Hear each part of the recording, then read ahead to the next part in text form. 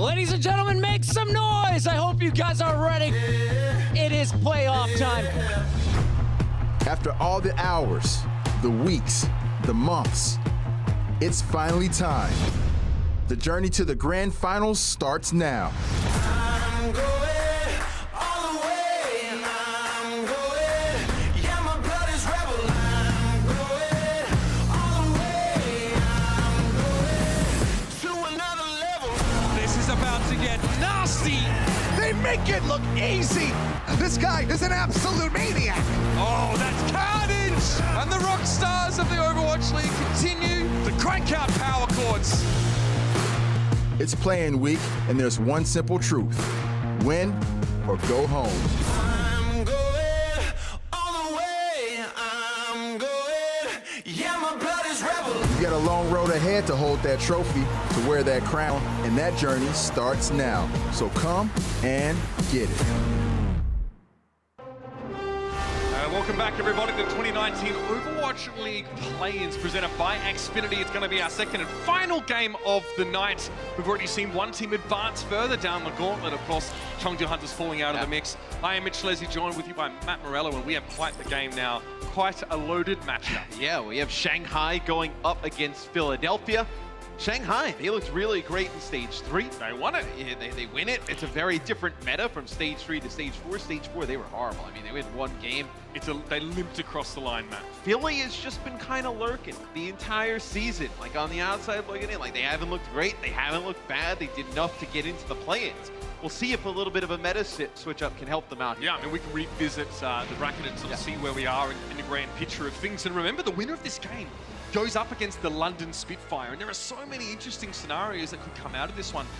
The Philly Fusion are no strangers to playoffs. Last year, they blazed their way through them, but they eventually fell to the Spitfire. If they want to make it any further past these next couple of days, they've got to do it again. They've got to get the revenge for the loss in 2018. It'd be kind of crazy to have Philly win this and then have a rematch of last year's grand final just to make it to the 18 bracket. So you can see some of our postseason changes. So the multiple hero balance changes that come in with patch 1.39. The global ultimate cost, it increased, so it takes a little bit longer to get those ults. All matches here will be the first to 4 map wins. And then also Sigma playable now, which he is probably the biggest catalyst of a meta change you'll see. That's it, Uncle Sicky comes on in, and the series, I guess, some people might describe them as best of 7s. They're not technically first of 4, but we will play until we have one Could have team. eight maps. That's right, it is possible. Yeah. With the potential of being able to draw some maps here in Overwatch, we go, of course, until one team has 4 of them. Pretty straightforward stuff. Yeah, so a lot of the big changes I think that you'll see for the postseasons in terms of meta. I think in the last matchup, Chengdu and Guangzhou didn't really play the meta, but they never really played at previous stages. Into it, yeah, per se. I think you're going to see a lot of Sigma, a lot of double shield compositions with Orisa in Sigma, and then I also think Symmetra is going to be pretty big.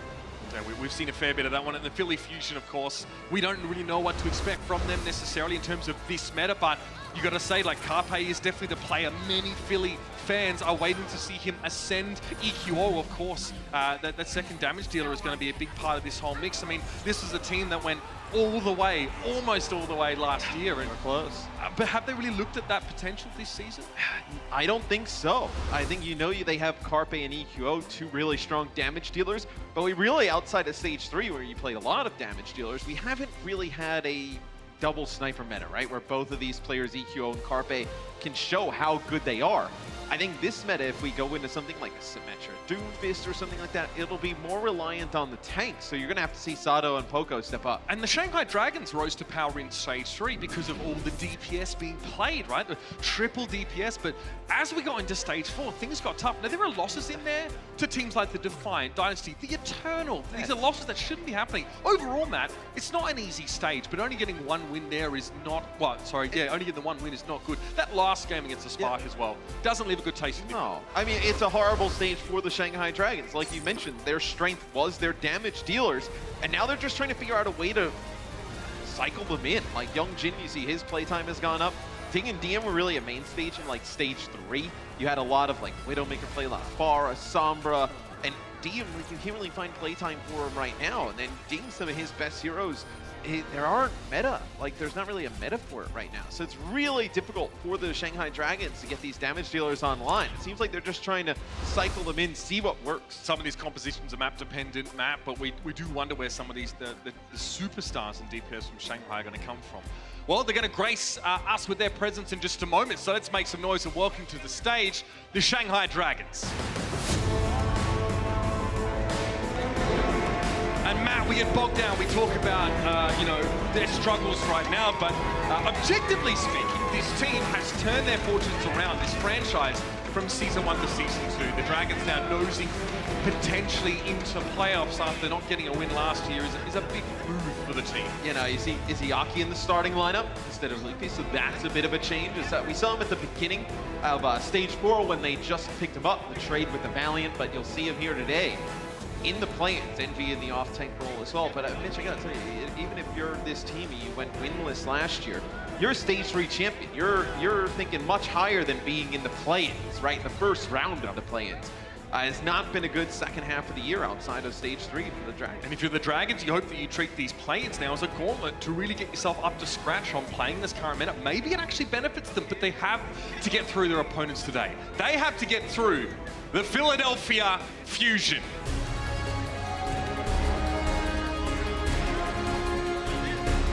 I think Philly is a wild card in terms of the play-ins and playoffs in general.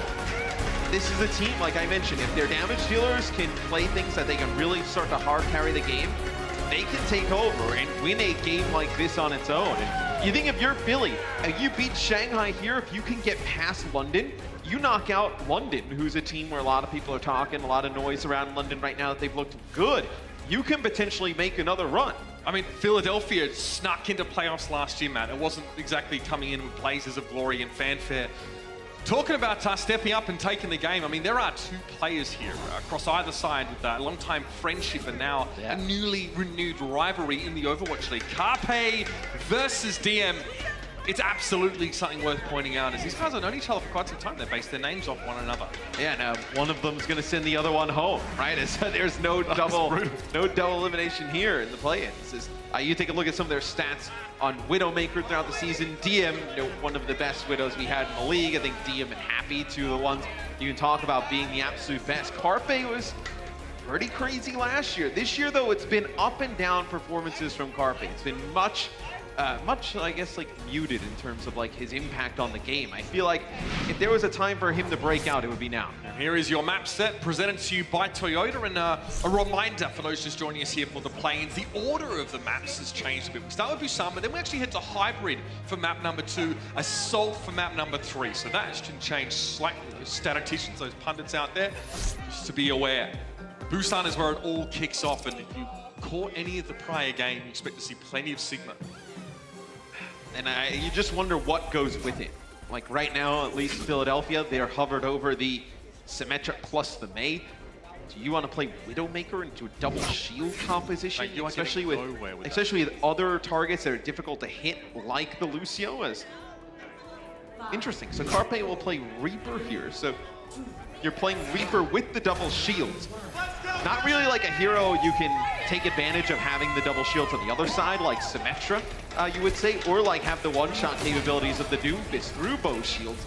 Not playing the Widowmaker to challenge. So the Reaper's an interesting pick against what Shanghai is running. Now, bear in mind, Experimental Barrier can be projected for infinity. It can go as far as you want it to. So you saw Poco put a barrier up top, kind of shutting DM down early, and Koma just gets chomped up by Carpe early. Yeah, Carpe just teleports up to the high ground, right behind that barrier that Sigma can provide. And it's so flexible, man. You just get rid of it if you don't need it, and it regenerates. Yeah, and I think his intention, you know, with the hero was to be a main tank, but I think it's just so flexible in the off-tank role. That'll be Pogo will take out Young Jin as they were trying to get Carpe up on the high ground again, but not even needed. Yeah, Accretion is a nasty stun. Really shuts you down in the middle of these fights. Poco lets net another one go. Immortality Field thrown down, and during that period of time, the Dragons were able to find a couple of kills.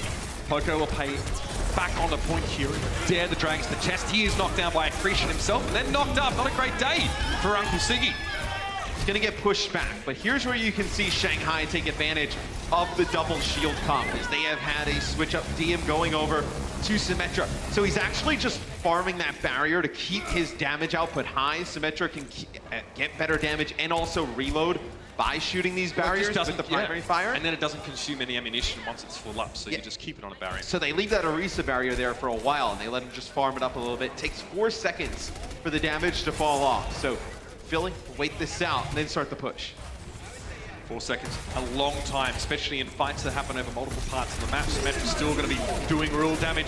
EQO drops in behind here. You can see, oh, EQO almost got hit by the rock there. Accretion blocked by the ice block, but Youngjin's going to be able to come through and clean him up comfortably enough. Fusion now struggling to try and get towards the point. Here's the Gravitic Flux. Poco knocks skyward, trying to go for the kinetic grasp, but absorb a little bit of that damage and give himself some shield, and so far so good. It seems that Gravitic Flux, Matt, on its own, it's not enough. It does obviously 50% of your maximum health when you drop down, but Shanghai need a little bit more oomph than that. Yes, they're not able to keep everybody alive, as Boombox doesn't even really use his coalescence to keep everybody through that. He uses it pretty offensively, like through the barriers at first, and they're able to pick up 2 kills with it. As you hold on to Neptuno's sound barrier here, Carpe just lurking up top. Oh, quick headshot. He was spotted, but he's able to Wraith walk away. Hold thrown in, and no Roadhog currently to pull people in off the back of those. DM. Keep an eye on him, very close to a barrier. That'll be quite nasty. Death loss for Carpe here, does not want to get this one shut down. He's taken a large amount of damage and forced to drop to the low ground here. Here come the shields once more though. DM gets that ultimate down, and all the dragons are safe behind this barrier. The Philly Fusion going to take an absolute beating unless they step forward, but that is the last thing, Matt, they want to do. And what do? I mean, if you're Philadelphia and you see the big Symmetra barrier come up, you know the double shields are on the other side. You're not burning through any of that. You have to kind of walk out into no man's land. And anyone got a spare 20k damage to break this Symmetra barrier? No? Okay, we'll you wait. end up breaking that, and the Symmetra, you put down your own barriers to just stand there and fight on the point and contest, and Symmetra's just farming it up. So you do have Blizzard here for the Philadelphia Fusion. They have another Coalescence, so be an Amp Matrix. You can probably wait this out though. Oh, okay. Immediately ice block there from EQO as he sees Youngjin drop down. Might have actually been a reaction to the amplification matrix. Yeah, you have enough time to wait this out if your Philly is. No. Gravitic Flux is online for the Fusion. Going to be pushing in. EQO takes a rock immediately, but they get rid of DM. That's a big source of damage later into the fight once she gets charged up. And with them being taken out of the mix here, Philly feel good. They don't have to use too many ultimates here to win this fight. It was a supercharger from Sano, which may not even have been necessary. Regardless, Philadelphia will be able to set up here. As DM tries to TP, use the teleporter like towards Philadelphia's side of the map, and he gets taken out instantly. And that's huge. That allows Philly to hold on to the Gravitic Flux and the Blizzard to use in one of these key chokes. Symmetra. Not exactly the most durable hero. 100 shield, 100 health, that's all you have. All right, Poco. Gravitic Flux to try and keep him off the point. I think he tried to win the round for Philly right there and then, Matt. Didn't quite work, though. It looks like Youngjin got around there. Gamsu Supercharger has gone down. I'll get rid of that Symmetra barrier and try to move towards the point here. EQO went for a Blizzard play. Gamsu a little bit on his own here. DM's gone down yet again. Not a good sign for Shanghai. Gravitic Flux is going to at least get EQO airborne, but that's about it. Neptuno's able to play back. There's still 2 shields available to Philly, and they'll wait! And they'll be kept waiting. The Dragons never quite make it to the point. Yeah, with Pogo's Gravitic Flux, you were kind of wondering like what he was going for with that Sigma ult. Trying to win the round. Well, they had actually nano boosted Youngjin onto the point on Doomfist, and he was actually trying to catch him as he was going over the So top. he couldn't contest. And also to take away 50% of his HP pool. Seems Plus good. the nano Because boost, even with right? that damage reduction, he's still taking 50%, Yes. right? Yeah, 50% of the total HP. So trying to make that play. He's a Youngjin counter. just a little bit too How about that? a little bit too fast. They have not seen the Symmetra yet from Philly. We'll see EQO on Doomfist here. Or I feel like this point, very good for Doomfist. A lot of walls come up to the ground at times. Just Like, appear. yeah. Usually when you need them to, if you're the Doomfist, as far as I've seen. But yeah, but we're seeing a little bit more of the fragility of Symmetra in that prior round. So it's McCree for DM. Especially when you can focus the Symmetra down. And I think a lot of teams, you realize, like, okay, the Symmetra is farming. She's getting stronger. We need to do something before she gets really strong, starts taking down the barriers rather quickly, and then becomes a real offensive powerhouse. Poco throws his experimental barrier out while Sardo's is on cooldown. Attempt to hold down from the high ground doesn't work. Yeah, Philly expects the fight to happen up on the high ground here at first, because they have nothing to poke at long range. You're going up against this McCree, they're going to have to give the point up. Carpe, he tried! I mean, they changed that to be a little bit less telegraphic, but I mean, come on. I mean, to play as in-game, it doesn't look orange. It looks a bit, more muted. The skins and colors are actually on our side of things, not theirs. But still, they spotted him out. So the Dragons start the round in control of the point. DM still has a nice little perch here, and with Sato out of the picture, Philly are in trouble. Oh, and that was the cheeky little barrier there from Poco. Saves EQO's life. So flexible. Yeah, but what are you going to do here if you're Philly? I mean, you're not going to be able to flip the point. So just a little bit longer, more percentage here for the Shanghai Dragons. Is Philly, let's see if they decide to stick on this. They're going to have to close the gap between these two teams to really counter this McCree at range. So they go EQO on Mei. Mei has a pretty good damage at range, to be honest. I mean, the Icicles have no fall-off damage. And also, you could use the wall to get even closer, split players off as well. Envy out of the picture for the time being. Yongjin has to try and get away. Coalescence comes out, but the Fusion are able to break line of sight pretty easily. Japsu needs to drop down to the point. So the Dragons on the defensive. Accretion thrown out, blocked by Poco's barrier, and he does have Gravitic Flux online. He'll wait, the walls come up. This makes it easy for him to prolong his barrier by staying out of line of sight. Okay, goes for it immediately. He's actually going to knock the Orisa out by the looks of things. He turns away from it immediately, though, as he sees the threat of Yongjin in his backline. But he's not able to get rid of it before the Moira's gone. Yeah, they get nothing with that. So Philly going to have to go back to the drawing board. They have not... I think that really it's decided on that first fight. When the rollout from Philly comes up to the high ground and Shanghai doesn't meet them there, and they're playing the McCree, and they're able to just sit it far, poke from a distance. They get about 50% off that first fight. But look at this, and Shanghai refused to give Philly the fight they want. No, they're not playing on this ledge. Look, they'll use TM here in the corner, and then set Yongjin in when Fusion have to commit to crossing this gap and getting to the back line. Oh, they don't even know he's here. This is not right. It ain't right! Sato takes a lot of damage there. He has to fortify quickly, but it's a little too slow. Without Sato, there ain't no Fusion, not on the point anyway. You can't get to the point regardless. Like, what is the plan? Like, if you use Poco's barrier on the Sigma up on the high ground to block DM's shots, what is he going to do? Waltz onto the point and just get poked down from McCree by afar? Or DM will just relocate, take another spot, start drilling him. So I think you had to see Philly switch their composition a little bit quicker. I think maybe at the beginning, once they saw that Shanghai didn't take the fight up on the high ground, they need to either wrap and try and close the gap quickly, especially playing the Doomfist in that scenario. Look, you don't always evidently see strategies on, control maps because there is a lot of fighting, it's more fundamental. But that was a map mecha base where you can go with an understanding of like, we're going to play on this bridge here, we're going to force them to come to us, we're going to punish them for it. Philly never switched their composition to have anything to answer the gap, literally and figuratively, between them and Shanghai. It is a coin flip though, because if Philly goes over to the bridge at the start of the game and tries to take that fight, you like their chances in that heads up. There was so much in that shot. He takes out Carpe at range, so... Another one. That flick was almost too minute to see. DM a little low, and yep, another ice killer, get rid of him. But that was still a 1-for-2 trade for the Widow, and Envy's going to help clean up. This should be Shanghai. I mean, able to take the point. If you have any fight where a Widow just goes and makes a play and finds 2 big kills early, you're home and hose. Yeah, I mean, and the positive, I guess, for DM on the Widowmaker, like, you kind of think, like, okay, double shield on the other side, like, how is the Widow getting any value? Like, Poco has to use his barrier to block this. You can also use Grapple to get to another spot, because who's putting pressure on the Widow in the background? I mean, you have Reaper Mei. They really want to play close quarters. So he can just relocate, take a new angle, start hitting some heads. We have seen Philly be very disciplined with their team compositions over the seasons, man. They don't like to switch up too much. They believe they come in with an idea of something that works and they stick to it. Shanghai a little bit more flexible, as you can see. This Widowmaker is one of those different picks that is getting them value. They get Carpe again. You were trying to play a short-range game against Widowmaker. Yeah, and it's just DM off to the side. Like, look, they put a Mei wall up. He just wraps around. Nobody coming towards him. They have to turn and look, respect this. They also got a Doomfist coming from the other direction. DM's, he's pretty comfortable. He was just getting harassed by Neptuno. The fight's essentially already done. That pick on the Reaper, man. That's all of your damage. Well, you do have Carpe coming back. You're gonna have a Blizzard here, so see if Philly decides to invest. Oh no! This is already 60% to the Dragons. Yeah, gets away. Boombox lucky to survive. He was halted actually underneath the Meteor Strike and needs to fade off and be frozen. But look at the shields. So many shields And he's safe behind them all. EQ is able to get on the point though and get rid of Gumsu. Gravitic Flux knocked EQ up and Envy drops him. And Philly's all in. Yeah, I mean, they have to be. They have to commit to this. Yongjin gets Carpe very low, and that sound barrier is now timed out. This is where clobbering time begins. Supercharger drop down, and Carpe. Yongjin clips him there as he tries to mingle his way through this shields. Neptuno not far behind, and Poco is in deep trouble. 88% to 0 in the fusion. They're on their last legs here. This point's basically been one fight. You had the Widowmaker shot at the beginning. Oh, it's over. EQO's down. There might be some stall here, but Sato supercharged close to his own spawn, and that Coalescence has no recipient or no intended target.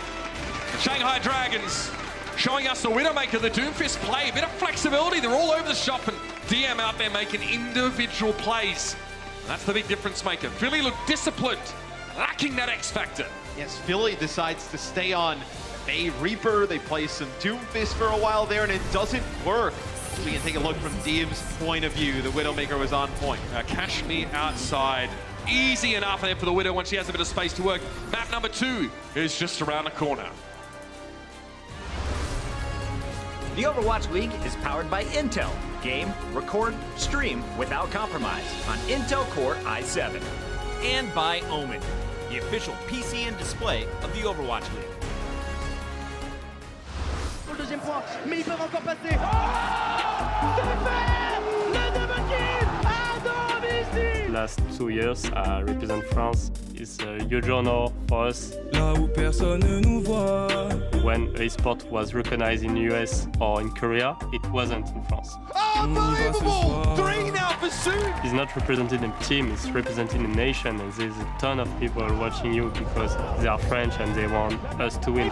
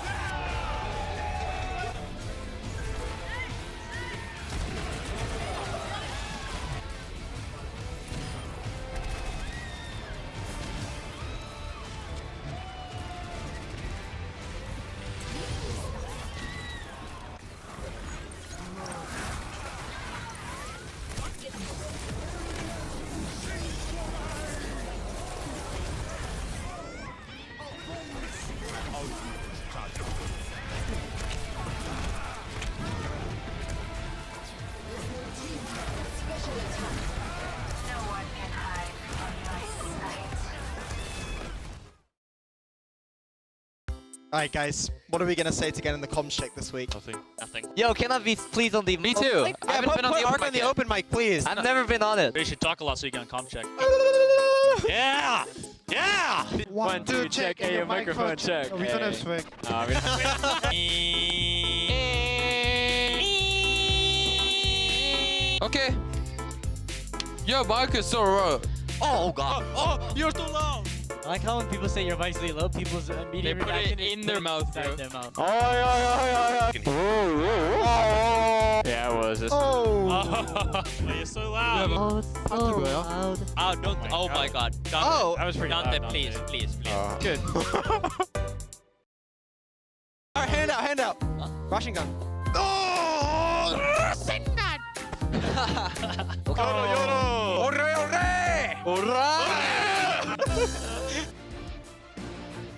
Welcome back, ladies and gentlemen. Map 1.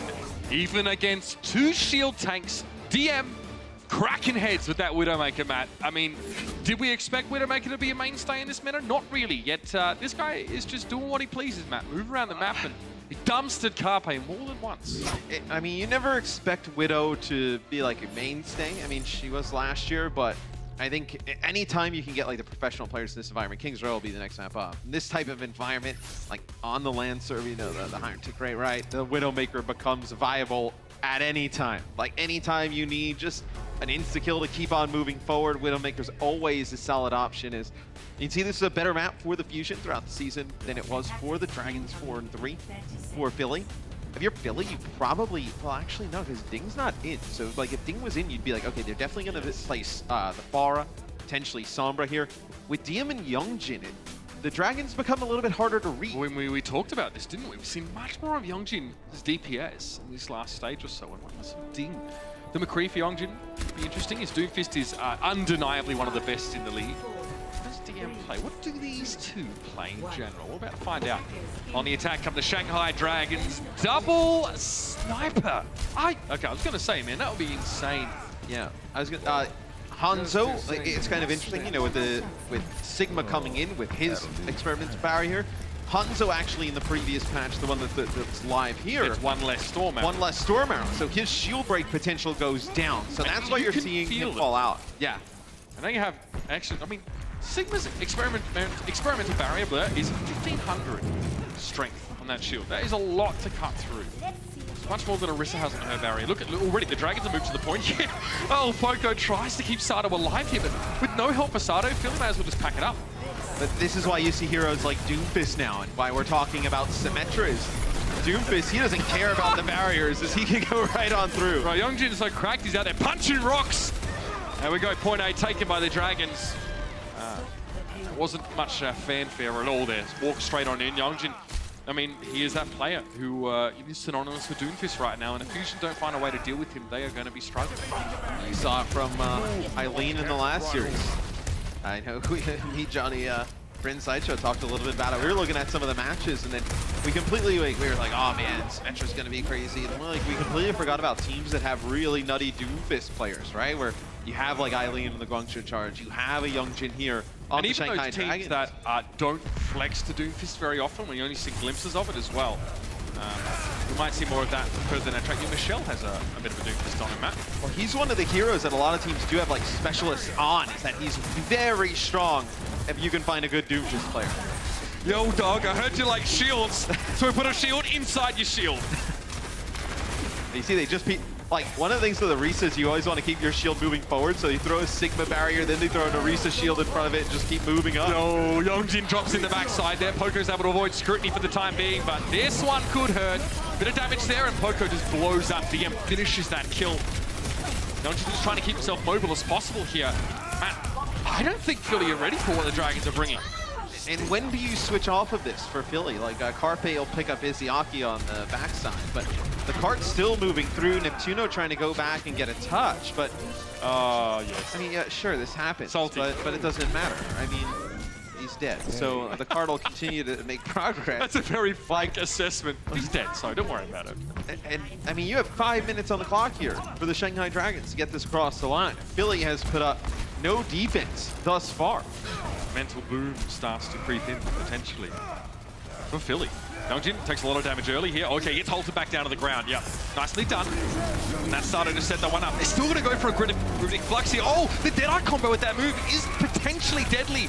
But everyone from the Philly Fusion is dropped back down behind their barriers before DM can get it off. And you see with the kinetic grasp how much shield Poco is able to get from that. I mean, his bars just jump up crazy. That ability from Sigma can turn the damage into shielding for himself. It does decay away, though, so it doesn't remain forever, much like Doomfist. All right, Holt into Blizzard. Feels like it's old school to see that now. Oh dear, another headshot would have been the end of EQO, but DM's able to escape out. And that'll be it. Philly managed to stabilize here. It all starts getting the pick off on Youngjin as he tries to go too aggressive. And now Philly has a big advantage in terms of Ulticane. So Philly will have the edge here in this next what's fight it worth? coming up. 2 minutes? Well, I mean, depending on how they play, like you see DM, he'll switch over to Symmetra now. Again, Symmetra can kill pretty quick. Like, you get those charges on the barriers, he comes around the corner, you're going to have to use like a sound barrier. I mean, it is that devastating. It gives him, oh dear! Yo, Youngjin's lucky he didn't get knocked down the pit there. A Christian would have been the end of him. It gives him access to the high ground now, that's Symmetra, but Carpe still able to deal with Envy. And there it is, another gravitic flux. Carpe still doesn't want to get too close to this, but a hold thrown in, and there are so many mechanics at work that are bringing the Dragons back to Earth. Sometimes after they're thrown up. It's not a bad fight, though, for Shanghai. That's a lot of ultimates. Death Blossom, Supercharger, the Gravitic Flux, Coalescence, like 4 big ultimates. They're still building towards a Blizzard. You're Carpe and you go back in time. Do you Death Blossom that? I mean, well, you get a kill on Nagamsu here. I don't really feel horrible about the Death Blossom. I don't feel like Death Blossom's like okay, let's say Death Blossom for the next fight, because it's going to be a hit Q and win. It's not really that type of ultimate. Sure. So, I mean, you use it, he picks up, what, 2 kills at the end there, secures the fight. You don't really feel too bad about it. So far, that ult economy, the advantage was good for 1 minute. Let's see if they can make it to. DM comes back in now. Does he send this team up on high? Looks like Philly have quite a strong presence on that high ground. Yeah, they have to be careful how they put these shields down. You see, they're trying to put them down a little bit closer to their side, because that'll get DM to come out. And see how, like, Symmetra, she can get poked down pretty quick. I mean, look at this. The Fusion have enough shields. They throw them up. They're able to pick off Coma. And with EQO finding a second on Izayaki, that's going to be all she wrote here. Philly now is starting to lean into this defensive role a little more. Poco wants to chase Envy here, but you see both those barriers can be relocated so easily. Youngjin, that is... The fact that you can get away with that is honestly, frankly, appalling. But you see what they know about DM and Symmetra as a hero. Like, very fragile compared to, let's say, Reaper or like Mei, where DM, sure, he can get the charge on the shields, but can he get into a position to turn this damage into kills? He has to cross this line. But you see how far away they're playing. They're just trying to wait out some of this damage. When DM is charged, you see that hasn't decayed away, and now he's ready to do some fighting. Immortality field thrown down. This will let the Symmetra actually really get to work. Barrier thrown up there. No, you actually cancel. He's going to put it up now, and there's a much more safety here. I mean, that Gravitic Flux, there's no way of following up on it with the Symmetra barrier in play. Carpe is right on the other side of the map. He was just able to get behind his Orisa barrier, but 3 turrets on the ground just took him out. And there it is, Flux thrown out, this time from the Dragons. Fusion all thrown up. Youngjin now gets to stretch his legs a little more, and looks like that Fusion hold has been broken. Symmetra turrets here from DM, thrown on his side of the shield. It actually slows Carpe down for a second going on through, and they're able to pick the kill up. It's be a Blizzard from EQO. Maybe they can turn this. Gets DM as well. Carpe comes in and finds Coma, but oh, you see, they didn't stand up on it. Step on the payload tab. Yeah.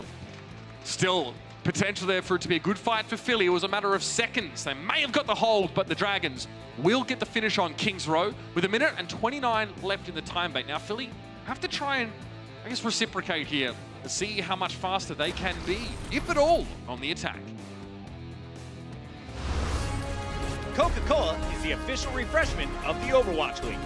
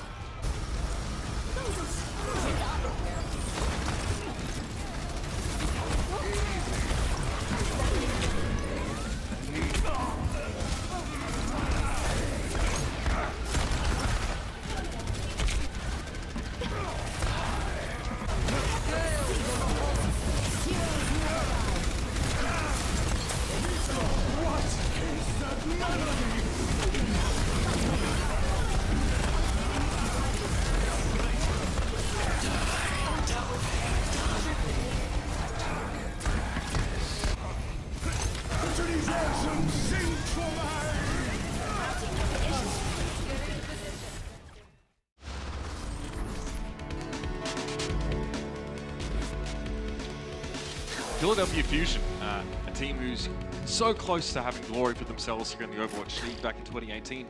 This is a season, I think it was pointed out before, that they've kind of flown under the radar in a similar way to last year, except last year they were in stage finals, they were looking at times like the best team in the league. This time it's just been, I don't know, it's been... They haven't had a meta that's gone their way. Like, think about last year, like the issues with the Philadelphia Fusion when they rolled this lineup out there. Like, you weren't really like sure about Sato on the Reinhardt. He looked much better on Winston. Who is the tank of choice for the playoffs last year? It was Winston. Who are EQO and Carpe's their best heroes last year? You would say they would like the Widowmaker, and EQO can play Genji and Hanzo. Like, it just rolled in their favor. Tracer if they ever needed to go there as well. Boombox had a good Roadhog when you wanted to play solo support competitions. They just have not had a meta just go their way. And McCree again. It's a very odd look from Shanghai. I think it's confident. It's incredibly confident move. Or is it something that they know that Philly is just going to commit? But they are. Like, I don't want to really represent the team, but I've always seen Philly as being very stuck to the meta. Like, when GOATS was a thing and they weren't maybe the best GOATS team, they persevered and played it until it was done. And maybe that's what they're doing here. This is their understanding of what works best. And look, they get Carpe into a high ground position. I mean, I kind of get it, because you feel like if you're Philly, like, you have to be extremely confident in your damage dealers, like two of the better ones in the league, to get it done. Like, you know, Poco, a very good off tank. Like, you have the pieces where you think you play the 50-50 game, you're able to win it. It just hasn't rolled out in their favor. But I think it's got a lot. Well, we'll get back to it in a second now. It's Philly pushing over this point pretty comfortably there. It starts with that pick to the high ground by Carpe, and looks very, very good once they get a pincer move on that point A going. But Philly also have coaches that primarily are from the European region, outside of Nathwe. And like they've always been kind of like that. Like I know Elliot, as their main coach, is very disciplined. Like he believes in quite not a rigid structure, not a choking one, but very much a matter of making sure his players are drilled in their fundamentals and they just try and stick to what they think is going to work best. Percentage play, right? And I mean, this is a team that has not even changed their lineup this year. Like, even when things look kind of grim, you're like, maybe some people come in from the bench and we try that out. And you run the grand final squad from last year, run it back the whole year. And right now, they do take point A. We'll see how they go through the street space. DM goes to Symmetra again. Well, listen, straight away, DM could be in trouble. This ability is especially deadly to Symmetra. Only 200 points of health to work with, and even the Anubis from Izayaki, man, isn't enough to keep Symmetra alive. Just too fragile.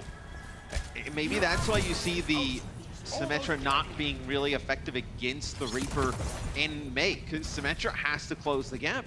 She starts to close the gap, and Mei Wall splits the players off. You're able to focus down the Symmetra before she can really, you know, start to put that beam to work. The Symmetra beam, when it's charged, kills so quick. Kobe comes forward there with the Valkyrie, takes a huge amount of damage early. Poco holds on to this gravitic flux here, and they've already got rid of Envy. But if the Dragons want to commit, Poco might have to go for something like this. Yep, he throws it out now. Everyone's going to be up in the air, and he gets Gamsu low enough that he would guaranteed to drop when he falls over the top. Poco throws that accretion in, and Philly haven't lost a fight yet on this round. They are breezing through. And you think Poco has all the tools, like, in his skill set to be one of the better Sigmas in the playoffs? Like, a fantastic Zarya player, really strong diva. Like, Sigma takes a ton of, like, mechanical skill and being able to, you know, aim. You can bounce the primary fire off of walls. The accretion very strong. It's also hard to hit, that one. It is a large projector, but there is a bit of wind-up involved. Teleporter attempts there, at least from DM. Wall's going to come up pretty soon with this Symmetra now, gravitic flux. The Dragons do have a lot of ultimate to work with, but Carpe shuts them down anyway. Over the top is Envy. He does find one. Carpe, his reign has cut to an end now, and DM's going to get nano boosted. He's looking for another target to burn on down, and Poco, his name is next on the list. That is not okay! He's just firing just to keep the charge and he get close to another barrier. There's barriers everywhere. Oh, hey, what's up? You wanna, welcome to the microwave. He can charge her on the Mei Wall as well. Hey. Yeah, fair enough. It's almost Carpe with a Death Blossom. The thing in front of the Death Blossom on the defensive side for Philly. It almost paid off there when the Symmetra Wall goes up. It will connect with two. But for Philadelphia, you will have a Blizzard for this next fight. Blizzard Supercharger, two real game-changing ultimates. get good use out of them, you can set a really strong time. Carpe looked like he was set up well on that high ground initially. Neptuno went up there just to keep him topped up, and they do force the Dragons away from him. Teleporter taken down. It's got to be a Blizzard play in this fight. They have the supercharger. That really is... Gotta get close. Yeah, closing the gap, but they're getting good poke damage, man. That was something you mentioned that they were sort of lacking beforehand. EQO gets rid of Atara and then straight over towards Gamsu. Plus DM as well. The Dragons are in trouble in this fight, and the Fusion have a lot more time in the bank.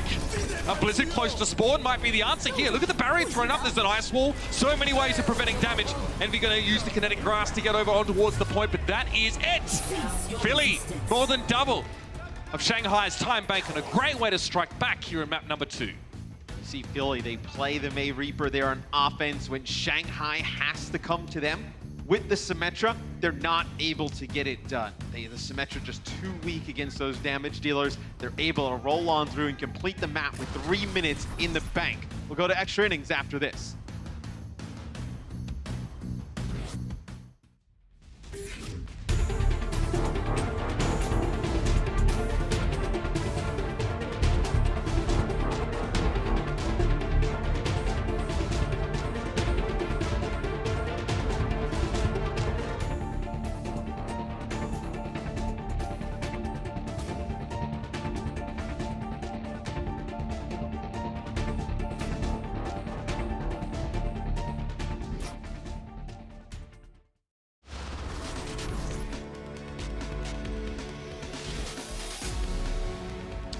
Philadelphia continue playing with the Reaper May composition.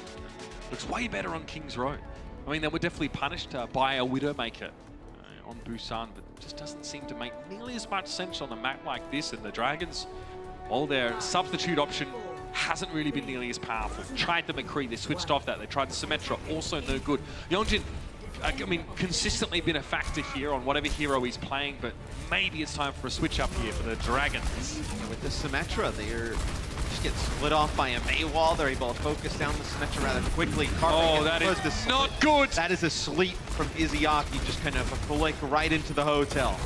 Can the Fusion hold on now without the Reaper? They have the staying power, perhaps just not the finishing power.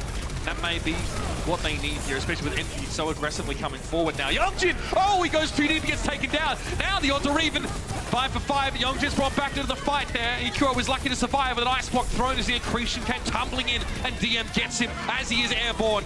Carpe's returned to the fight now, gets Izzyaki, but that's it. And he'll stand around, stall out for as long as he can. He wanted Yeongjin, he wanted him bad, just not badly enough. Izzyaki with the sleep dart that opens that up. Huge. Take out Carpe. You lose a lot of the damage there up close for Philadelphia. You're on a hair trigger there, Matt. If you're that Ana player, you're waiting to see someone peek out of that little left side hotel. And Carpe, he got a little bit too kill anxious there. He got Envy really low and wanted to go follow it up, finish it, but just walked right into a sleep dart, got baited out. DM to the high ground here.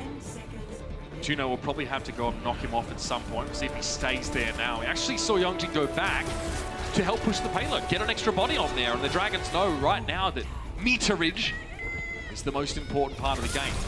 Okay, oh, Yeongjin up to the side, quickly taken out. He wasn't ready for that. Now the rest of the Fusion are going to push forward. It's an opening, and Izzyaki can't get away. Coalescence finishes the job. EQO now turns back to deal with the rest of the Dragons in his backline, but he has very little to worry about. Supercharger thrown down by Gamsu, but it's just a final Gambit. And yeah, DM and Envy will sit back there now, try and shield themselves up, and the Valkyrie healing won't get the job done. DM attempted a Deadeye, but that is where the card stops. And Boombox, I really like after they get that first pick off, Boombox uses Coalescence and he actually puts pressure right on Izzyaki, who's out in the street. Carpe teleports there, and what does that do? You start to work down the Ana. The Mercy has to go back to try and pocket the Ana to keep the Ana alive. So they're able to take out one player, then Carpe just keeps the Mercy off the front line as well. Yeah, Carpe just powers through the Ana, takes the Ana out, and then you're able to hold there. So pretty good defense here from Philly. You would like to hold on point A, but not a ton of payload progress through the street space. You thought it may be disastrous for Philly after losing Carpe so early. We have seen teams get blown out of King's Row on defense, especially in extra innings. This time wasn't an issue. They were able to shut things down, and it was catching Yeongjin out on the high ground. Yeongjin thought he was being kicked, going for a flank, but getting halted, immediately taken out. What do you think about the McCree on defense? First, let's say if they decided to play the Widowmaker here, is You know, like, Philly has not shown that they want to play the Widow even when you run it. Widow has the one-shot kill potential. You do have the issue of, like, some of these chokes, or you would have been able to get walled off by whether it's, like, the Mei wall or the Sigma barrier, but in this type of scenario where you got a hole for 3 minutes, you can straight up just put a Sigma barrier in the Widow's face in whatever window she's trying to pick. Doesn't mean you have one less to work with, but it's not as easy to rotate on a map like Kings Row, I think, on defense, as it was like Busan, right, where the control point's very open. I think the chokes are much closer here. Shanghai just have to do a great job of pressuring shields out here and actually give DM some targets to fire at, or playing on the high ground. And they are doing that. They're actually got DM hiding in wait. See him there on the far right side of his screen. He actually went for a flashbang on Carpe, but he couldn't catch him, and DM is down. Poco up to the high ground. DM brought back to life, so Poco and Co a little wary, but they have a staging point here now with this Sigma shield. Gumshoe plays on the high ground. He should be able to deal with DM. Oh, the flashbang eaten up. Poco gets a little bit of extra barrier now, but will be pushed by 2. He drops down, but Envy's looking worse for wear. Gamsu's out of the picture, but Envy picks up Carpe from the high ground. Accretion straight into a barrier for Poco. And that play from Envy to rotate and control that little high ground point may have saved the fight. Oh, without question, I believe it did. It's looked like that was going to be one Philly would have been able to take. They get the pick on a DM early. The res is forced out. I mean, the fact that the res was there is the reason why the Dragons held on there. With the McCree still in play and Poco overcommitted on that right side, they had to give it away. We go again, though. And both the Reeses just stand on the point. You know, it's like Ilio's well, 24/7. Put that in an arcade, see how people like that. Carpe down a DM early, the McCree strikes first and he finds the most important target. Neptuno would be an excellent one to add on. It's pretty slippery. Flashbang thrown down, yeah, that's nasty. The biotic grenade is huge there from Izzyaki. Oh, this is just where you want to be as McCree. And as soon as Philly get to the high ground, what does DM do? Drops down, back to business. And tell you what, too, props for the Dragons to come out here with a different lineup in play-ins. They won one game in Stage 4. They were not looking good. You put DM in here for at least the first 2 maps. Izzyaki as well.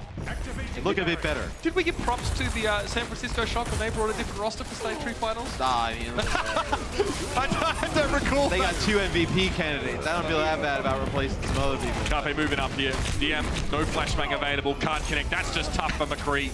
The Shock were also in the finals, not 1 and 6. That's true. 1 in 6. You look at all options, 1 in 6. So if it works out, it's daring and it's revolutionary, right? If it doesn't, it's just... Well, if it didn't work for the Dragons, I mean, they were 1 in 6, so nothing was really going to work. I mean, what are you going to do at that point? Hey, under a minute left. Look at this one. Oh, Poco. Like, into a pancake there, and Young Jin's able to train that into a couple of kills. Tell him, man, the Doomfist. The X Factor, we're all about it. Well, Philly, you have... Yeah, 3 minutes, you have 1 good seconds. Yeah, it's all burned down now. Well, the Dragons been able to do this. McCree's been protected. Now you have a second, quote-unquote, main tank to protect McCree. And they know they need to pressure the McCree out because he's got Deadeye. He can just sit up in the top window and, like, you're reliant on a Mei wall, Sigma barrier to get up there. Gravitic Flux, Deadeye. It's almost guaranteed at that point, right? Blizzard Eco goes forward, and then they try and get rid of the McCree just in time.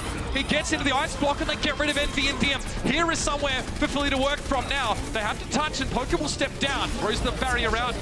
You can see Gumsu is largely ignored for the time being. He fortified up. Poco, Accretion, forces it back. Sound barrier now for Philly on the point. That's 1 tick.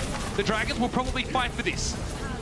He has Gravitic Flux as well, but Izzyarki's down. No, Philly get through. Oh, they'll be glad about that, and even more so, they have ultimates to spare after this fight to get the payload a bit further. They're not done yet. EQO is going to go back to the spawn and make a change. As we're in overtime. They cannot leave the payload. The Dragons, they used a lot in that previous fight. You'll probably have a nano boost. You got the Gravitic Flux. Gamsu going to switch over to Wrecking Ball just to get back. I mean, against Mei, it's going to be a little bit tough. You don't want to get frozen up here. It's purely just getting the payload. It's purely getting back. I mean, this Despite is not having 4 legs, Orisa not actually that fast. Yeah, this is not a strategic move, Noah, in terms of strategy. This is just so Gamsu makes it back. Huge Gravitic Flux. There it is, Deadeye coming in to try and follow one up. Only the 1 for DM. It looked like it could have been so much more. Boombox with the coalescence over on the point now, and that payload is about to get moving once more. It's actually Coma. Kipian stalled out here. Young's going to drop in. He gets the nano boost. He's so deadly in this small space. A 1-for-1 trade though. Sato does go down, but DM's missing. Young's trying to complete the kill on Carpe, and he gets the job done. The rest of the Philly Fusion now congregate, but EQ and Poco eat a massive bionic grenade. Poco's forced us to sit behind his shield, and it looks like it's going to be Struggle City for the Fusion. Salde drops down now. Pile Driver put to sleep and to bed. That'll do it. The Dragons move ahead 2-0 in this series. Philly desperately want to play in front of a home crowd at the grand final, but that window is getting smaller and smaller, man. Young Jin was dominant on the Doomfist there. 40 limbs and 22 final blows. He dominates the first half. See up on there is Ayaki. Seeing a bit more of him lately. It's been working out pretty darn well. Have to be pleased here. Halftime coming up, presented by Cheez It Cruise. We'll see you in just a moment. The Overwatch League is brought to you by T-Mobile, now connecting 99% of Overwatch League fans. Catch your league on America's network, T-Mobile. State Farm. Whatever life brings your way, State Farm is here to help life go right. Xfinity. Xfinity X5 gives you the speed you need to game like a pro. And by Toyota, official North American partner of the Overwatch League. Toyota, let's go places.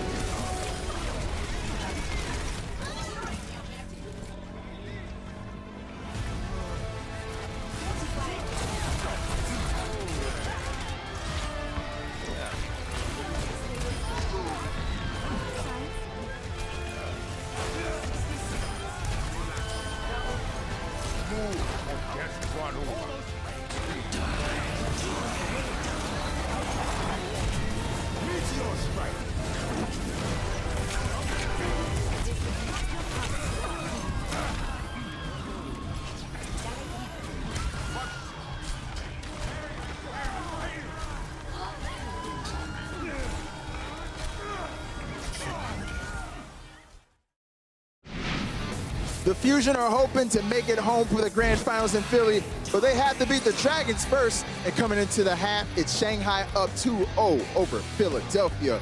Welcome back to halftime, presented by Cheez It Grooves. Oh man, guys, coming into this match, we talked a lot about the Shanghai Dragons' awful stage 4. There was a meta they just couldn't grasp. Here in the play-ins, they're looking like they found something that suits their gameplay style. Am I wrong in saying that? No, absolutely not. And I think the cast is perfectly hit on it as well. They've reshuffled their DPS around so that they're not relying on kind of people playing weird roles anymore. And Youngjin on the Doomfist is pounding. You called it in the pre-show. A little bit, yeah. You did I mean, call it. I think we should just be watching all of the Doomfist players, though, because Youngjin, Eileen, they're fantastic. And there's a bunch of other players as well to keep your eyes on as we see more of these playoff teams. You can see it almost hurting as well. Philadelphia Fusion, the fact that they don't really have a comfortable Doomfist player. EQ flexed on it a little bit later into map 1 that we saw actually on the meta base. He attempted it for a short while.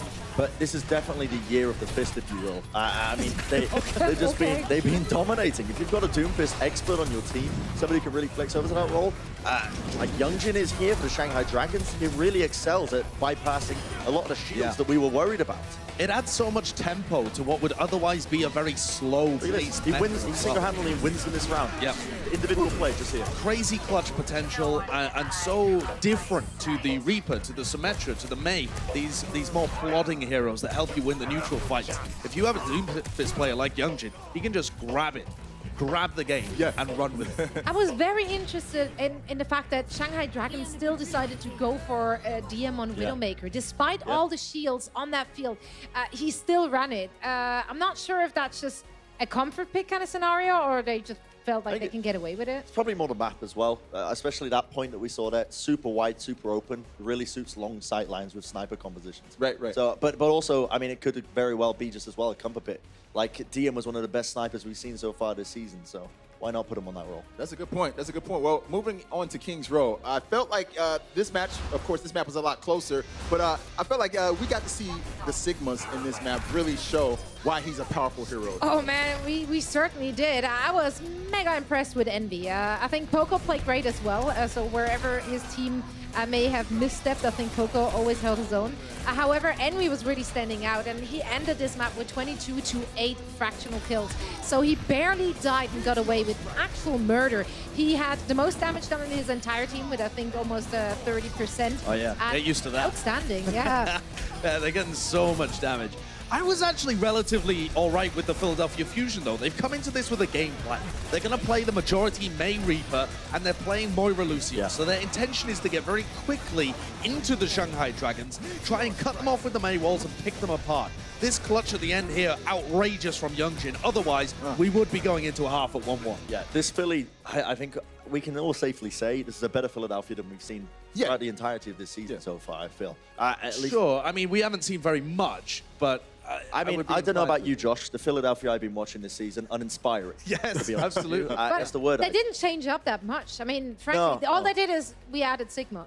The rest is still exactly the same like what they played before. I think, I mean, they almost won that one map. I mean, if we were looking at 1-1, almost winning isn't winning, isn't it? It's not. But the fact that they've got much better playing those neutral compositions with the Reaper, with the May, I think bodes quite well for Philly. Right. I will say it's singular limb. And I think you'd be panicking right now if you're a Philadelphia Fusion fan. Yeah. Well, guys, it's all comes down to this because they could be going home. And speaking of which, while we're on the subject of clutch moments and whatnot, here in the playoffs, it's all about making those big plays in those pivotal moments. So let's go ahead and look at two players who have been quite clutch throughout the season. It is Crunch Time, presented by Cheez It Grooves. We're going to take a look at DM and Carpe, two of the clutch players for both of these teams. Who do you guys think is more clutch between these two guys? If you were asking me this question last year, I mean, obviously DM wasn't in the league last year, but Carpe would have been almost at the top of everybody's list in terms of a player that could just win you a game. But then DM's just clowned on him. Yes. This series. And he did last time as well. Also, I think DM just plays a lot bolder. I think he's more aggressive in his approach. Carpe, oddly enough, a little bit timid when he plays on that Reaper, so we haven't really seen him just going in and clutching. I mean, it helps as well that Shanghai Dragons are allowing DM to play on his comfort roles. Philadelphia Fusion have clearly just opted into playing this composition where Carpe has to play the Reaper for the team. Doesn't allow for those moments, you know, where you're popping off on the sidelines. You have to play with your team a lot more, so you're not going to see it as often. And when things go wrong, they go drastically wrong. But that's worrying as well, right? Because if you have a player like Carpe, who's supposed to be your superstar player, help you in those scenarios, be the clutch player, and you put him on the Reaper, like, yes, that's an excuse in some sense and like a mitigating factor as to why we don't see him pop off that much. But it also means that the Philadelphia Fusion just can't rely on him. Right, and it doesn't help that you got Youngjin back there running around, terrorizing your team pretty much. Well, guys, that does it for our halftime presented by Crunch Time, presented by Cheez It Grooves. I want to talk a little bit more about what's going forward in the second half. Do you guys think that the Shanghai Dragons are pretty much running away with this? What can Philly do to get back into this game? The thing is, like, the second map definitely was a close one, and I do think that for the Fusion, they just looked not as focused. You can't see 9 twice in this series where everything is on the line. Like, that should not happen. It's not even individual plays. I feel it's weird that we're seeing Philadelphia Fusion opting into this lineup where you don't see much individual skill shining through, especially when we've seen so much from Doomfist players so far.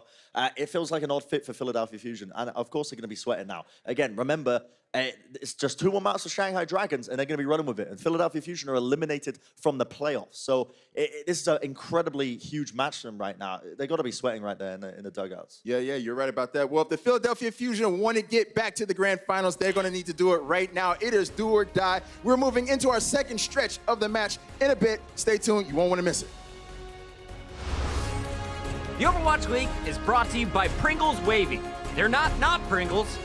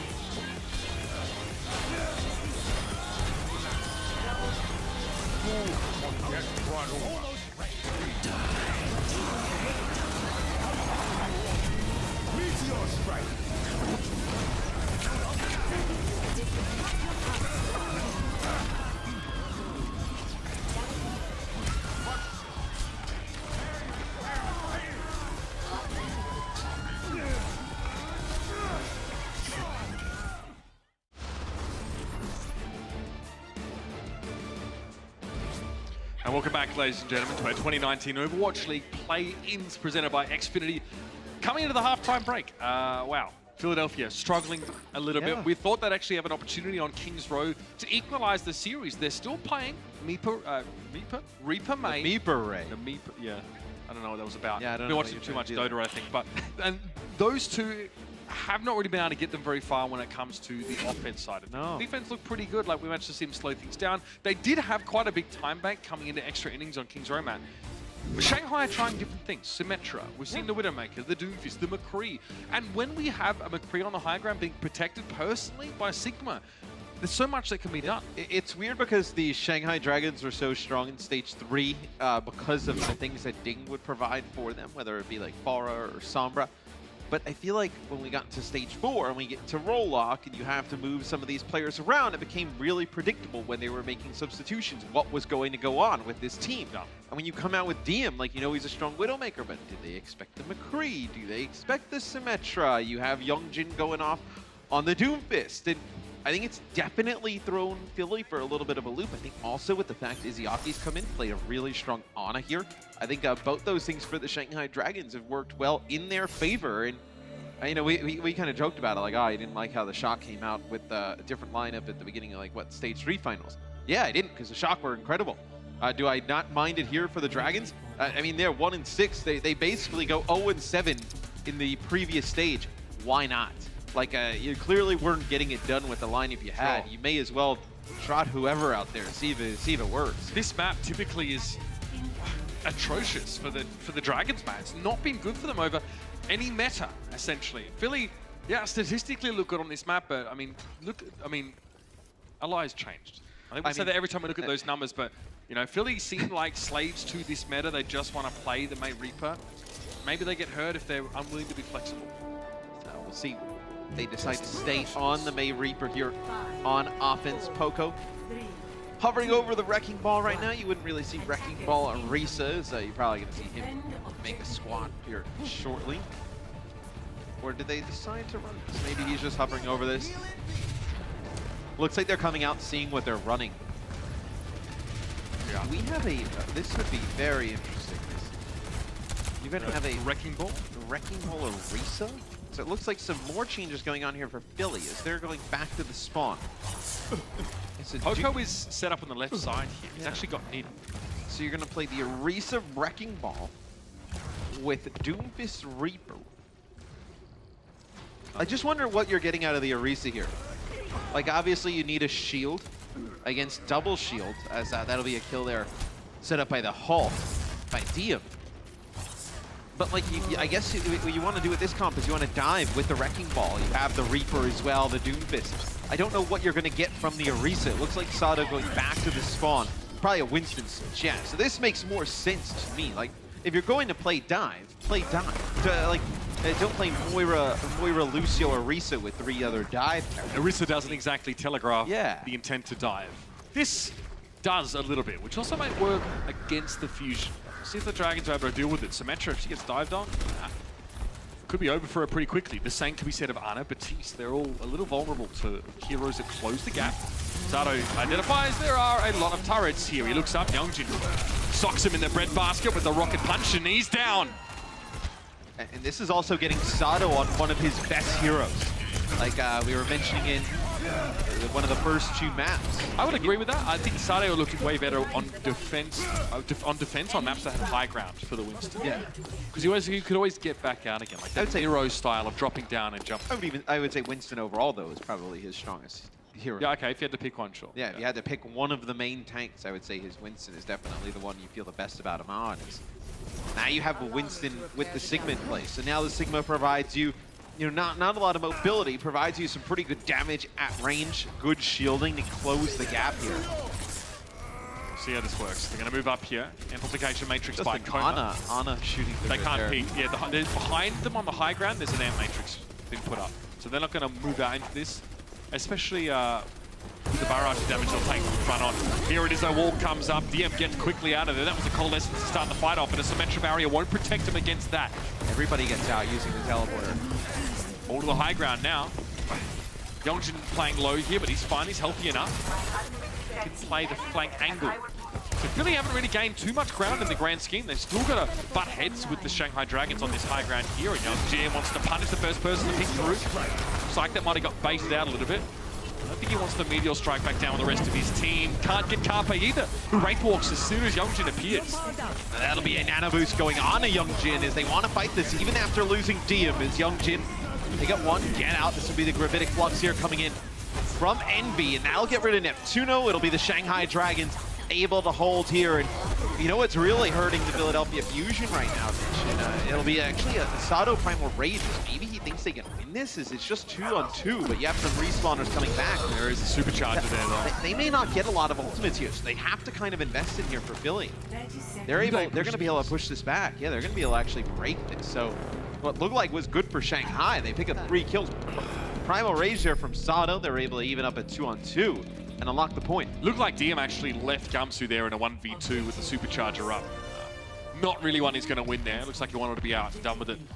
Philly break through though. And Youngjin was weak and had to go all the way back to the Mega Health pack. So. I mean, what's more egregious about it perhaps is that Philly have so many ultimates coming up. They really didn't have to spend many on that fight. It's what a boombox, a Moira orb, a damage orb that actually connects with DM to start that. That accretion timing was filthy. Carpe got hit by a rock as soon as he appeared. Fusion now. They're probably just waiting for the Gravitic Flux here. Poco's going to have that ultimate in a sec. Youngjin flanking. Okay, Poco, I'll tell you what, that was a rocket punch. Could have been different. Accretion hits him in the back heels. He tries to get away. There's a Blizzard throw down to the point now. Coma manages to get out of it here. IQO just bathing in it. Iziaki airborne. Poco trying to get that finish on him, and he does. Drops him down. Accretion on Coma. Poco gets the finish. This is looking good for Philly now. Poco with another one in this fight. And they're set up on the point. The Dragons are nowhere to be seen. This has always been a horrible map for them. This one looking no better. 2 minutes and 10 seconds there, Matt. That's what Philly have to work with. It was a slow offense at the start for Philadelphia, but they're able to get point A without investing many ultimates. They come in to their offense to get point B with about 5 ultimates to use there, and they're able to take point B with 2 minutes and 10 seconds in the time bank. Now, that Gravitic Flux makes a lot of the difference. Poco, 3 kills for him in that fight. And yeah, he'll be feeling it. It could be a long series if the Fusion want to drag it back, but so far so good, at least here on the Temple of Anubis. We'll be back with our second half of this map in a moment. Coca-Cola is the official refreshment of the Overwatch League.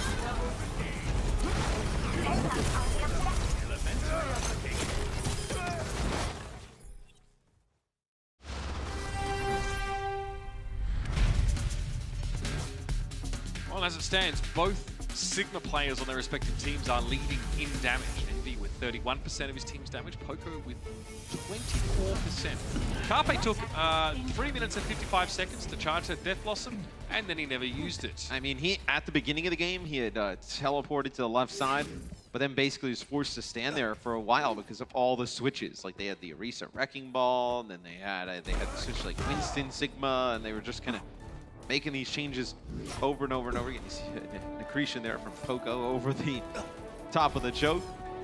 Trying to maybe hit somebody coming out of the spawn here in a second if he tries to launch another one up. But looks like you'll see the Dragons play the Symmetra. Do they hold on to the Hanzo? Looks like the Hanzo just thrown out there to spot check. He actually connects with the Batiste, yeah. Yikes, man. All right, here's a teleporter. This gets everyone past his choke. And this forces the Fusion to quickly reposition themselves. And it also makes it harder for Philly to fight on the bridge here. Double shield versus double shield. DM will have the teleporter, get the Defiant, so the main wall pretty difficult to use here. And DM will be able to charge up the Symmetra primary fire. Dragons can also get to that back corner if they want. Nope, just charge my beam. Don't mind me. DM. Mortality. Wait, he's looking for a shield to charge, and there is none. He's freaking out. In the end, this forces Philly back to the point now. They have to regroup, and now the teleporter. Oh, this is perfect. The Dragons have the high ground. Oh, okay, not everyone gets through the teleporter, but that body grenade, really nasty. No follow-up though, because there's shields. DM trying to cut through, but Carpe gets rid of him, and Billy can withstand for now. You know what, in a game like this, in a meta like this, you lose one of your shields in a double shield meta. Your shield's gonna be gone pretty quick, and that's exactly what happens to Gamsu there. You only have half the shields of your opponent. Hate to see it. Carpe up to 80% on that Death Blossom. Suffice to say, he's charging it vastly quicker this time around. Another teleporter attempt here. So no one wants to get accretioned or halted and then just picked off by getting caught in that. Right, Youngjin has to rocket punch across because the team was destroyed. Here we go, Amplification Matrix comes out, DM firing on all cylinders, Sato is caught out, he doesn't want to be there. He had no way to get away. Oh my gosh, that is, oh my gosh, he drops him down, Poco gets himself two with a gravitic flux, but there could have been more. And the Dragons walk straight into that one. Oh, that was sick. Is that what the hyperbolic time chamber feels like? As he pulls up about 4 players there. I have to see that one again. But you know, that's the scariest part about that Sigma ultimate, the Gravitic Flux. It's something that no other ability works like in Overwatch. 50% of max HP. Doesn't matter how tanky you are. Any of these players are a little bit low. There's a good chance they're going to drop. Or if you have them in air and you get them down to 50%, you know that they will die when they're dropped. So that's all you have targets floating in the sky. You notice that a lot of times Sigma, when he's up there, is not looking to finish off the players that are caught up there. Just get them under 50%. That's all we got to do. Poke as many as possible. Teleporter destroyed very quickly. The Dragons now have to fire on the point the old-fashioned way. That doesn't look nearly as good for them. And Carpe is able to clean up. Sound barrier committed here for the Fusion. Now worried about Youngjin. Oh my god, he just doesn't take any damage. Finally gets removed. Symmetra wall down, and the Dragons are running out of options rapidly.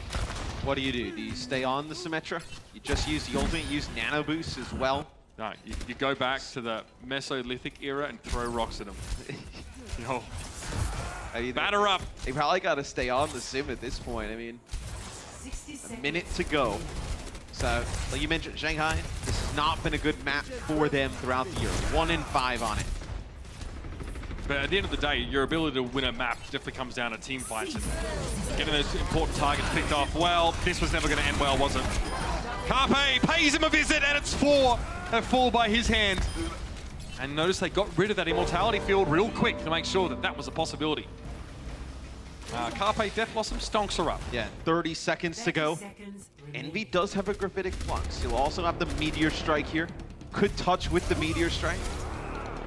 You don't have a lot of other characters that are mobile. You have Teleporter here for DM. He actually doesn't want to use it through the choke, so they may want to use it to try and get to point. Gravitic Flux here from Envy to the point. In fact, he's gotten himself 3. That's going to hurt. Carpe falls as he is dropped down. Poker's going to try for one himself. He gets rid of DM. Anyone else? Just the Sigma's trading damage so far, but Youngjin's getting rid of Neptuno. Oh man, look at that one. Youngjin drops on top of Poco there. And they're going to be able to deal with Sato pretty comfortably here.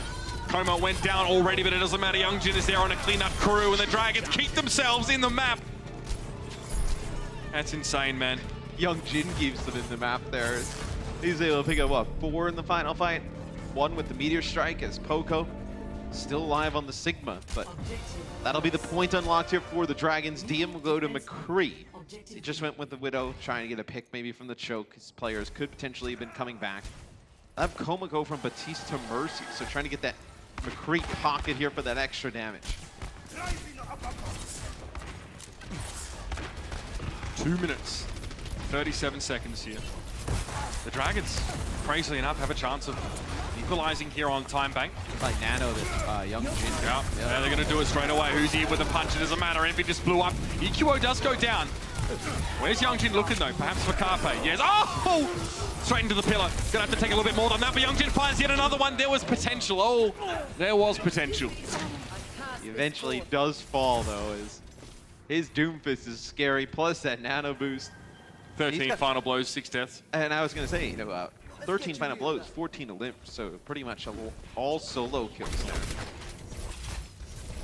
Doesn't show me too much. DM, honestly, like DM hasn't had to do too much. He's 2 final blows, 8 deaths. He's, if I'm honest, has kind of struggled, but his Doomfist factor is, frankly, it's just frightening.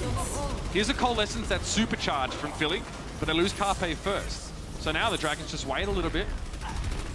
Philly used 2 ultimates for absolutely squat. Now the Dragons are in a great spot. Supercharger, Deadeye, you'll have the Meteor Strike here. Now you can start to make a play for the point. A lot of rocks being thrown around there. Poco, kinetic grasp, get a bit of shielding. Youngjin, he's trying to place it 1 centimeter. Perfect, in fact. A lot of damage, not only on the Poco, but also onto Sato. Carpe knows that his days are numbered, tries to duck around the corner, but Izayaki chased him down with a biotic grenade. Youngjin will be the doorman for the right side of the point. There probably won't be one needed in the end. Oh, okay, EQO, 1 clip on DM. He tries to go for their Deadeye. Here come the reinforcements now. DM is brought back to life with boomboxes here on the Moira. EQO stunned up briefly, but is able to get away. It was a biotic orb to keep the Tracer up. EQO just trying to dodge around these pillars for the time being. Sato is down. Envy is ready for a big gravitic flux if it's going to be required, but he just throws the rock in, and that is enough to get the job done. About a minute on the clock here for the Dragons, as Carpe did have Death Loss in there for the end, but he gets knocked to the low ground. Not able to get back up and use it, as extra innings will be very interesting, as Shanghai had a difficulty attacking point A. They barely got it. We'll see how it goes in the next go-around after this.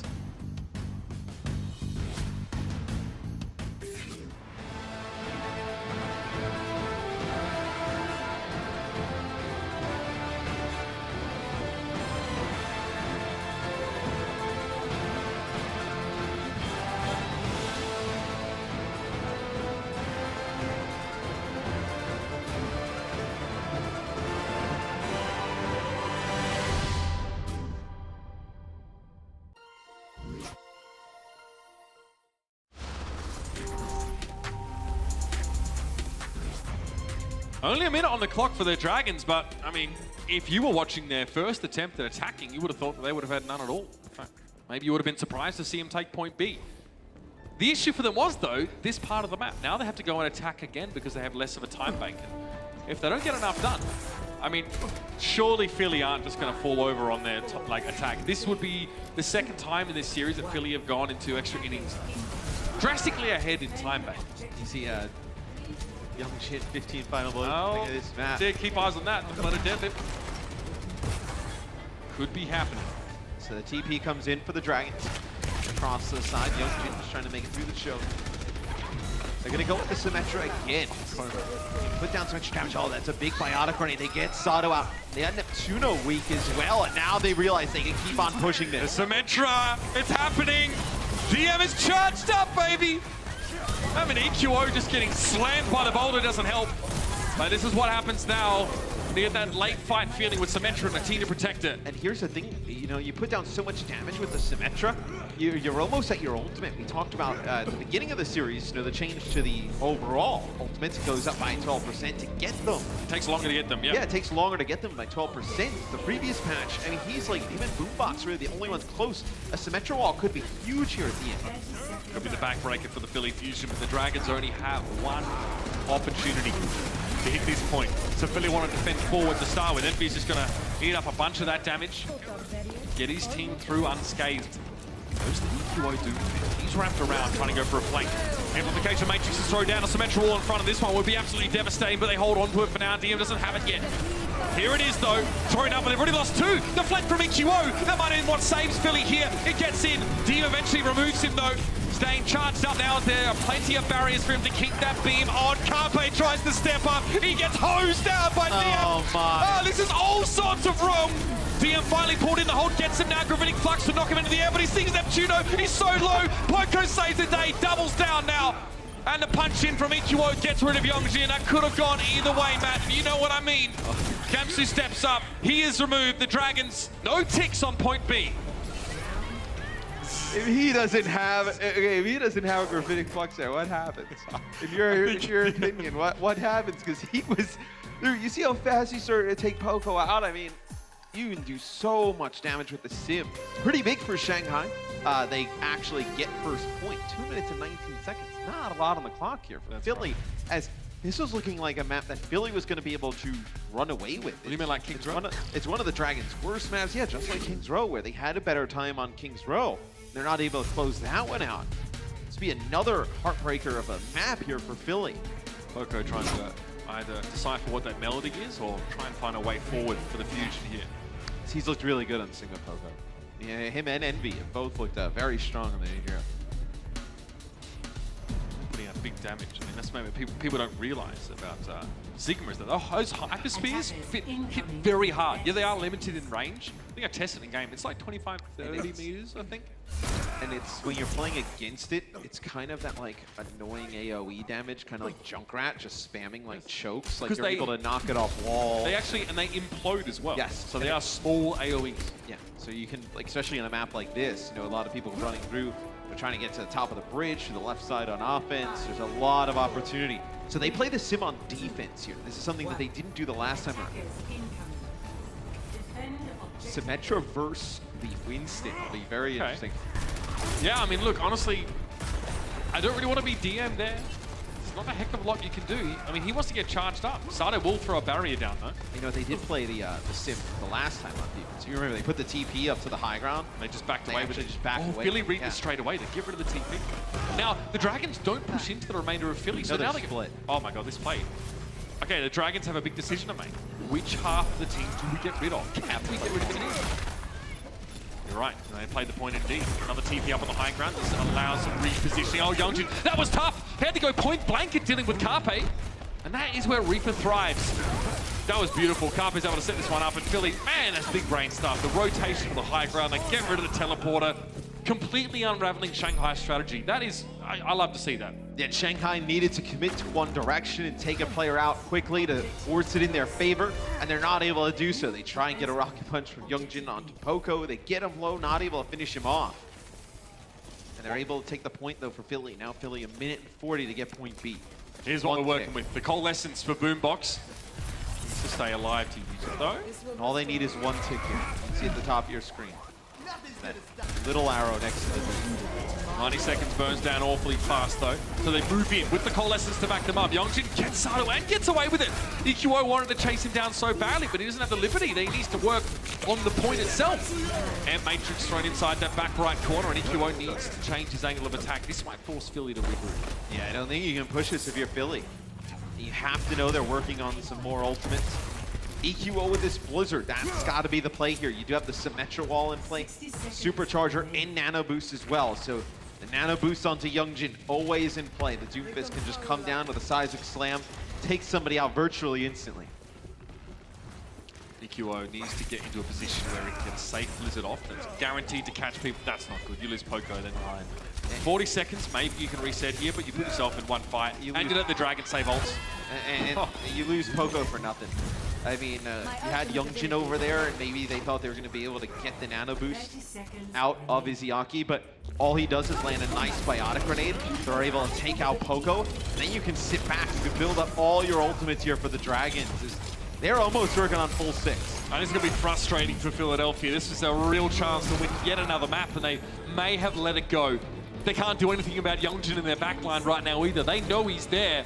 They just can't afford to stop him. Wall thrown up, EQO trying to get to the point. It's go time for the Philly Fusion, and DM is the first casualty. It's a good start. Gravitic Flux thrown up here by the Dragons. Who can they drop? It's Zato, but he immediately goes into Primal Rage. They did lose Poco to it, but the Winston now is causing problems on the point. Youngjin tries to come in with a Meteor Strike, doesn't find anything. It was a nice block forced out of EQO, and now he's trying to chase the main down. Carpe in the backside. Dead Blossom only gets one. The wall thrown up there. Was that enough to protect the rest of Envy's team? Getting rid of Sato was pretty big here, and the Shanghai Dragons look like they're going to be able to hold. Poco steps up here with the Accretion Boulder immediately, and that will be the draw. And Philly, frustrating for them now. The Dragons are able to stave off an aggressive team on one of their worst maps. That has to be best case scenario for the Dragons. Yeah, and I think if you're the Dragons, the big kill at the end comes from Youngjin onto Boombox. You lose your Moira at the beginning. That's all you're healing when you're playing that Moira Lucia. It'll be frustrating for Philly. That was what they had to strike blood. Now with that opportunity going by the wayside, the Dragons look poised to do more damage. We'll be back with map number 4 in just a bit. The Overwatch League is powered by Intel. Game, record, stream without compromise on Intel Core i7. Omen, the official PC and display of the Overwatch League. And by Zip Chair Gaming, the official chair supplier of the Overwatch League.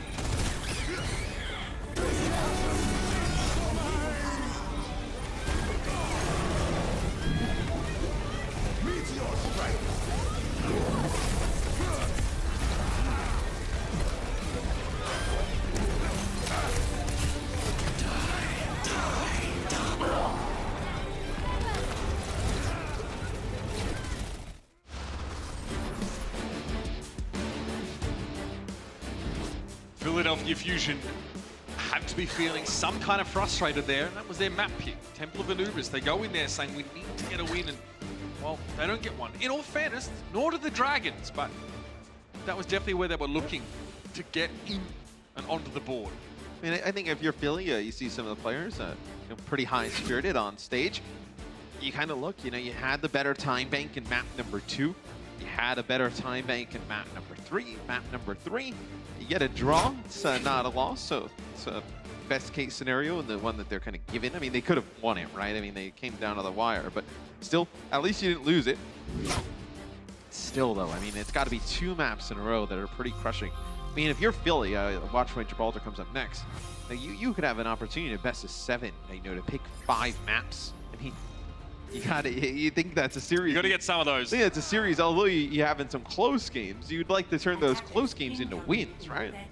It's been a little while since we've seen Watchpoint Gibraltar, and I mean, we'll be seeing a lot of Orisa-based plays, so you can imagine what that looks like a little bit. Even though this high ground is there, it's unlikely we're going to see too many people try and... Lots of shields.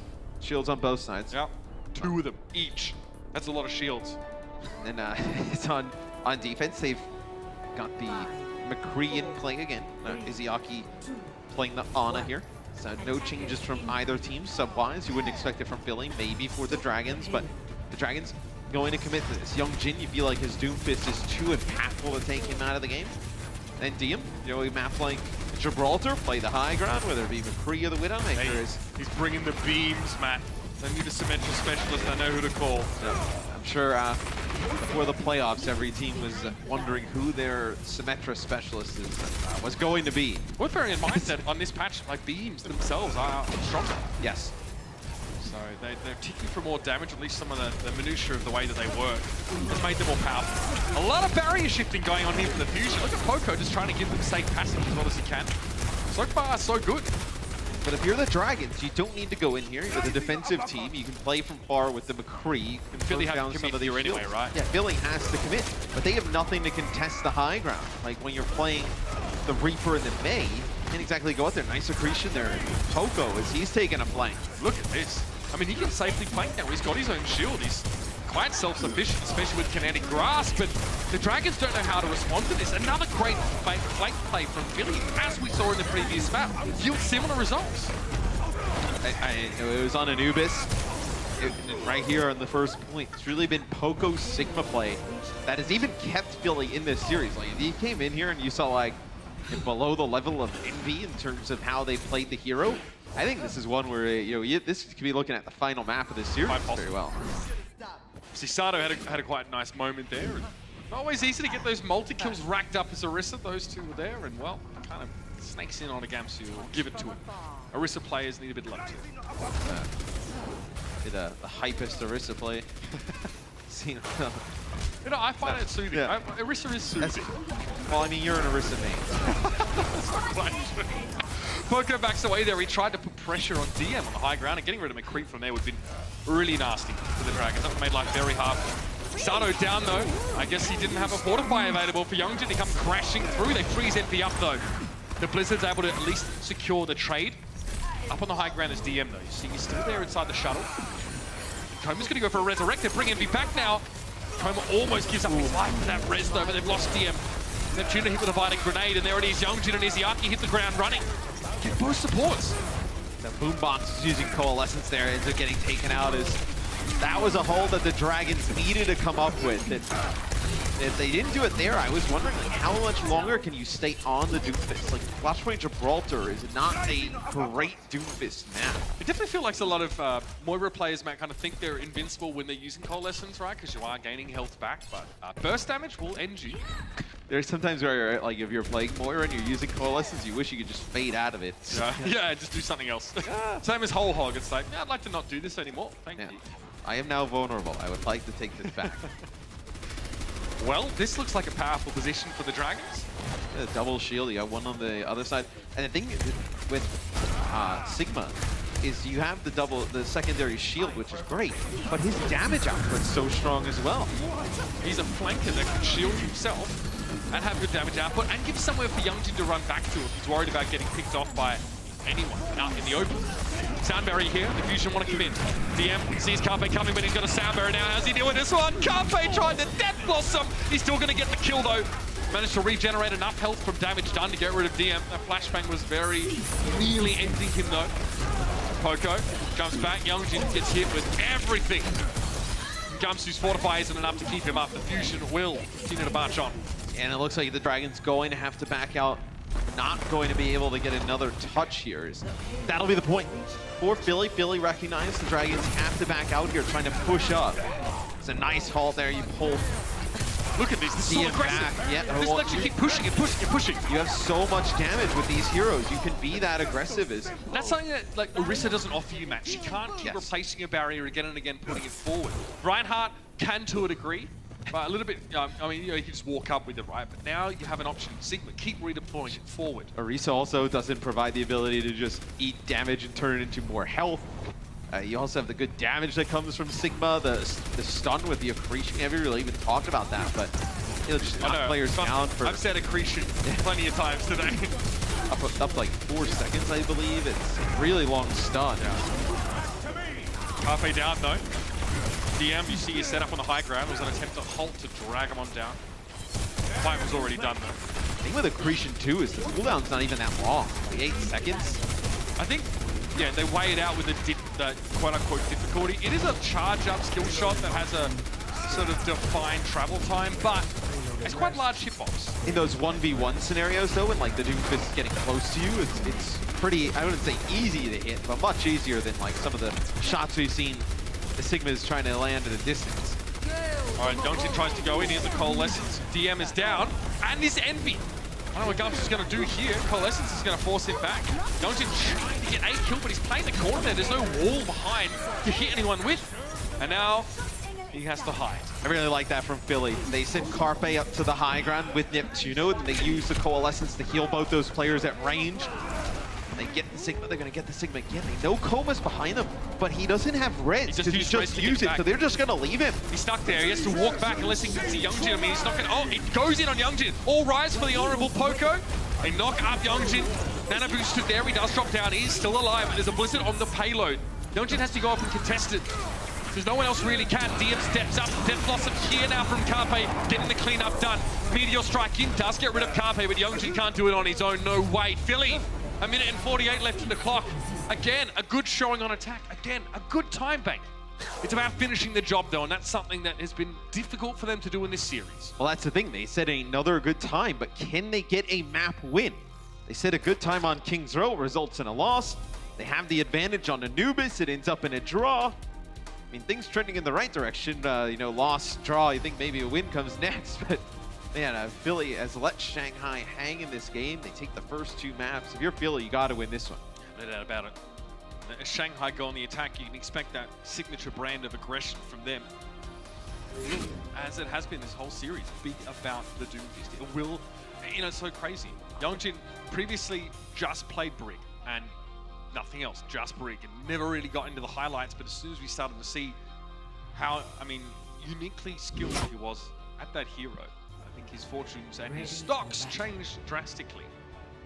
And I think you've seen some adjustments Philly's made to give DM some trouble as well. Like, I think you kind of know how to counter the Doomfist, but DM, you're just trying to figure out what he's going to play. Nah, his McCree in the first half, non-existent. One a limb, one final blow, 7 deaths. 2,000 damage. And you often get, you do get that situation sometimes as McCree where you do a decent amount of damage, but you know, you've been shooting shields the last 5 minutes. That's about it. I mean, a decent amount of damage. Reese has got more damage, but, you know. Who's also been shooting shields? Using the sideshow scale. The sideshow scale of damage here. It's 200 damage and a half. I had good. Like his Widow had less damage than my Batiste last time. I don't even want to discuss. It was quite an experience. Gumsu can't get out the front door yet. This shield gets broken down because there's a Bastion here for Shanghai. They're going to try and get some use out of DM. I like the Bastion here. It burns the shield down. You have the ability to just throw like an immortality field up there. It's a good call here at the beginning. Carpe tried to teleport up there to deal with the problem. Didn't quite work out for him. I think he got slept by Izzyaki and then immediately ran away. Sato just mowed down. And hey, good to know that so many things change in Overwatch, but Bastion is still busted. So you see now the switch comes in for DM. They'll go back, play McCree. Koma now goes over to Mercy. So this is what they've been running for a lot of the map. They decide to run the Bash at the beginning because they see that it was going to be a cart set up from the Philadelphia Fusion, so they use it to break the shield, keep them out in the open. Look what Sigma does. He gives your flankers the ability to play away from the cart and have a slight bit of advantage, right? Because you get that shield. DM? Okay, steps forward. I'm not sure if he's trying to body block for his frozen Sigma. But now they have that high ground regardless. So keep it as long as they can. Carpe, though, wants to try and stop that. He walks into the backline and just blows DM up immediately. He and EQO, though, both get hit by biotic grenades. They need to stay out of sight for now. Really look like they're stabilizing, though. Izzyaki out of the picture, Matt. I mean, Carpe and Neptuno have just been going on these flanks. Did on the last one with Poco, and this time they do it together. They do bring Izzyaki back into the fight. You have to wait here if you're the Dragons. Now you have to. Biotic orb of all things. You're going to lose Gamsu here, so you have to back up here for Shanghai as everyone will get out. Good first hold here from Philly. And if the Dragons are going to commit to this, right, play this, maybe you can get the high ground with the McCree. I expect to see the Reaper flank with the Lucio constantly. They leave the Moira on the cart to heal the players that are still there contesting. I'm really interested to see when this Blizzard comes out. Like, does it come out when the Dragons are forced down on the cart? Try and move it? Do you try and get offensive with the Blizzard? Because a lot of high ground control here for Shanghai. Oh, Poco down. Dia managed to find the headshot there. Shanghai will transition, and yeah, Coalescence come out now, just try and give the healing advantage. Huge accretion on Carpe though. He's forced to back away. Envy, where you trying to go? He tries to use Kinetic Grasp, but eat up as much of that as he can. Only so much he can do. Death Blossom lasts longer. They get aggressive with the Blizzard, and they're able to take those players out. They had to. I mean, they saw they were at a play disadvantage, right? They kind of got forced to do it, but in the end, maybe going aggressive with the Blizzard would have been the right call anyway. It was their only call, I feel like, once you lost Poco. So much damage from the Sigma that's been provided, the shielding as well. You had a Graphitic Flux available to you. You lose Poco, you have to use that. When you take a look from Carpe's POV, gets the effects of sound barrier. He's trying to hit him, trying to hold him at bay. All right, Youngjin there. Oh dear, he's not about that at all. EQO almost had him frozen up. Look at EQO's position there. He actually might try and slow flank this. Catch Youngjin as he comes in. Carpe's going across now. Oh. Neptuno got blown up, dude. I think he's trying to go over there and boot them off of the high ground. Can you really? I don't know, man. That's so risky against Doomfist compositions or sleep darts. Or accretion. Stun, rock. There's a lot of things that punish you for that. Ah, Philly. That one hurts. Gonna have to give up this checkpoint if they're not careful. They got a couple of players. Neptuno trying to redeem himself. Skates on in, gets with the Viziaki, but it's not enough. Still a good defense. I mean, you lose Neptuno there. It goes in maybe a little bit too aggressive, trying to make a play. He makes that play. Maybe they actually get the hold there. But I think now Philly still has the advantage. They have the time on their side here. You hold on to some ultimates, you bring them in. At 2 minutes and 20 seconds with the way the payload's moving here and how long this is, you get a fight win here for Philly. You're looking at like 1, maybe 2 fights there for the Dragons to potentially close it out. Youngjin had to do that. He actually missed his rocket punch, went into the wall. He would have been frozen if he didn't go for a meteor strike. Just gets on top of the shuttle with that. Repositions and almost finds another kill. EQO had to be real quick on the trigger finger to avoid getting blown up by that. Hold, Youngjin comes forward, seismic slam, here it comes, raise him on up, and bring him down. DM hits him with a dead eye, just boombox it now. The reciprocating Gravitic Flux might be even worse. DM's dropped into the Blizzard, no less. Gamsu's still standing. Youngjin's still able to get work done for that high ground, drops down now. Poker needs to find solo kills here, Matt. And he has to get Izayaki, but he's being pocketed right now, kept alive. One more! Is Neptuno to find the kill? Possible. He can actually get this done now. With Boombox returning to the fight. Poco, accretion onto Envy, knocks him back. Gamsu gets removed, and Philly! Oh, they hold on. And that is almost a save from Izayaki, as Youngjin is actually frozen by EQO's Blizzard, and EQO is going to finish him off, and Izayaki just turns, whips, lands him with a sleep dart, allows Youngjin to get back into the fight after getting frozen. It's still not enough though. EQO is on the Doomfist, comes back now to Mei. So when it goes back to Swan, makes a change. So you will not have the Mei ultimate for this fight, but you will have the wall to split players off. That's a rock that lands on the DM. What an accretion, and the finish there as well. I'm surprised Poker was even in range to actually get the final blow. Carpe TT right into the belly of the beast. Thinks twice about it. This team probably cool. You can see Carpe. I mean, less of a flashy player this season, but you can still see how aggressive he would like to be. Park's moving. Poco low. Youngjin's going to get away with this too. Come on. Oh, the play. Working around the wall here. He's probably trying to find out where Carpe is hiding. Hold. Rocket punch. Connection. No good. Sada cleans him up. Does go down to Gamsu. Carpe's going to teleport. Oh! Neptuno got slapped there in the back line. Carpe would have liked to have come in for a Death Blossom, but Miss Lucio is out of the picture. Gravitic Flux and yank them down. DM's able to get the East damage on them. Poco is in the air. DM tries to hit him with the flashbang. No good. Poco is taken down. Sleep Dart immediately connected on the Sana. We see with the Biting Grenade as soon as he returns to the fight. DM is at a safe distance now. Boombox is trying to slurp him out. Gonna be a tough one for them now, and Philly give another checkpoint away at the last second. And they just needed one fight there, Philly. And what happens? Youngjin gets into the back, takes Poco out. While he has the Gravitic Flux, he's not able to use it as the Shanghai Dragons come in.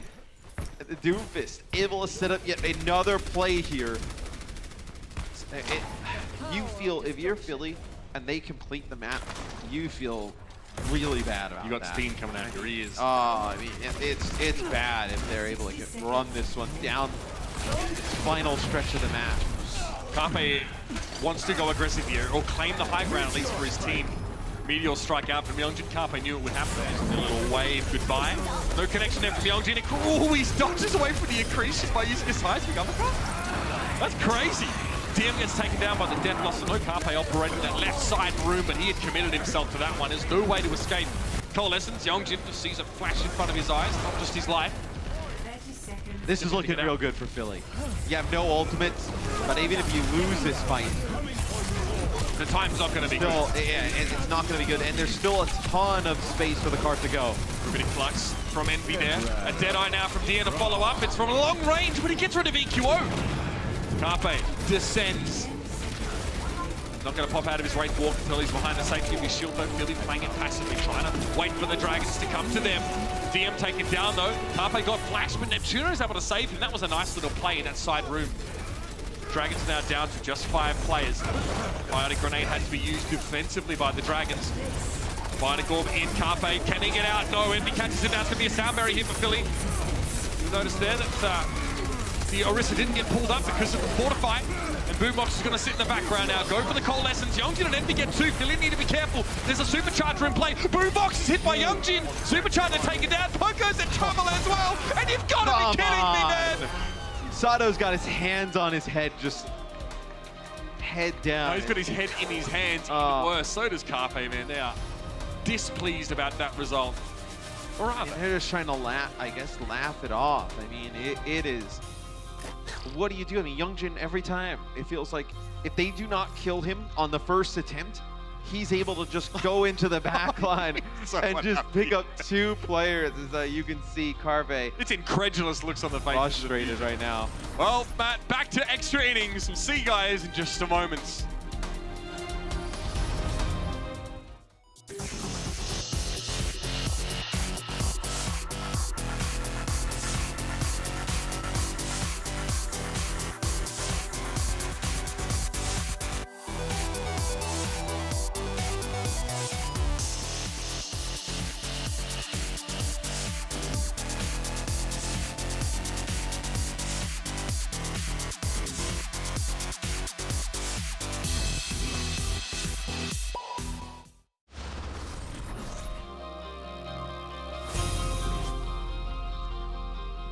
The Shanghai Dragons, in an unlikely scenario, are actually able to finish the map on Gibraltar here. And a lot of it was, well, Youngjin goes in, but Philly losing their 2 supports right towards the end there. That makes it so much harder for them to stick around. You got the Bastion set up yet again here for the Shanghai Dragons. They're just trying to mow down through these shields. Philly wants to play up on the card. That'll be a first pick seed. Get rid of Envy. That's pretty good. EQO with one on the Izzyaki. So maybe you can actually play up your, get this hold of your Philly. They did so well to mitigate the presence of DM there, Matt. The Bastion either didn't have a good sight line or was shielded off. I mean, Philly are playing a dangerous game, playing so far forward, but they know that they can take a fight here, they can take a fight further back. It's all fine. They've got so much more time in the payload. 1.74 meters, not very far. And they know Shanghai has to come out here and try and get a touch. They have to touch the card here, do the Dragons. Matt, you're the only person shorter than that distance of the payload. That's just how close it is. Hey bro, Hexy's a bigger box than me. It all comes out now. Catch that on Overwatch TMZ. Gamsey trying to come around that left-hand side. Hold in. Got a good angle, but DM's down, Matt. Oh, Blizzard right in front of Spawn. Yeah, Philly are serious about keeping alive in this series. And this looks good. Gravitic Flux now. Is he being healed up? And then it's removed by EQO there. Finally taken down. Chroma trying to back away into Spawn. It'll get frozen as well. That is definitely what we call a forward hold. Supercharger and DM, only players that are really there. I mean, no one else from the Dragons now to contest. That's one of the closest holds we've seen. I would venture to say, like, I'm not on the They stats. still can't believe they're still playing. Yeah, this I mean, map. I am not on the stats team, but I bet that is the closest hold we have. I mean, the payload did not really go anywhere. It's Carpe's Somebody get him a Kleenex. Carpe's still wondering why they're playing Gibraltar. He's like, guys, like, come on. Like, let's at least make a map easy on ourselves. Next contract, paid by the hour. I'm Progress, though. playing for Philadelphia. It can't be daily. It's gotta be hourly. It's progress. You know, you lose, then you get the draw. Now we get a win. Oh, I see. Right. Where do we go So from it's like here? So, assuming that we're working on a trajectory, it's looking up. I mean, the box of victory here for Philly is essentially the cart. Touch the cart for more than 1 second. It's like the opposite of overtime. They have 2 minutes and 48 seconds to basically touch the cart. Okay, they're laughing now. Let's. Look, I'd be laughing too. I mean, it kind of looks like a scenario that would be like laughable to lose, and it would be. This would have to be the greatest hold of all time from the Shanghai Dragons. I think that's like without question. Like, I mean, you can see when the cart comes around the corner here how close it is to the box of victory. I mean, half of the cart is already in the box of victory. Well, it's going to be a bastion on the high ground for Youngjin. Orb thrown in. Accretion's going out. Youngjin just checking his flank there. He's got good protection though. Okay, the wall. Yeah. Oh, look at that. The barrier. No, Uncle Siggy to the rescue. Youngjin drops back down now. Teleporter thrown up. Poker will just have a barrier. Okay, there we go. That'll get the job done. Youngjin now is down. No mercy here to bring him back. Chroma almost hit by the boulder. Carpe's there to break down that shield of Gamsu's. He's going to be struggling. And Tuna's removed by DM. The Ichiwo charging up to another quick blizzard here, Matt. It doesn't matter if he doesn't get it now. Next fight would also be fine. Getting rid of DM now means the largest amount of damage is off the table here for the Dragons. They throw up an Air Matrix though. They're going to commit to it. Yeah, they have to. I mean, they have to get in this. Youngjin's going to come back here on Doomfist. That'll be a blizzard on the cart to try and push him back. Yeah, a lot of people frozen, and then they'll get thrown up there. Poker gets Izzyaki. Gamsu again prevents himself from being sent airborne. Trying to stay alive from above. Poker's trying to throw rocks at him. Youngjin appears on the point now. It's actually just Youngjin. That'll be it. And that'll be the map. Philly get a win! And look how hard they had to work for it. They look so like they're laughing, but I think it's more of like a frustration. Like, how did we end up letting them complete the map? And then just having to get it 1.74 meters. But hey, I'll put it to you this way. I haven't seen a heck of a lot of Carpe smiling this season on the camp for the Fusion. So that, if anything, is a good sign for Philadelphia. One step closer to evening the map. They can't believe it. They're still in this, though. And we'll be back in just a moment with more of this series. The Overwatch League is powered by Intel. Game, record, stream without compromise on Intel Core i7. And by Omen, the official PC and display of the Overwatch League.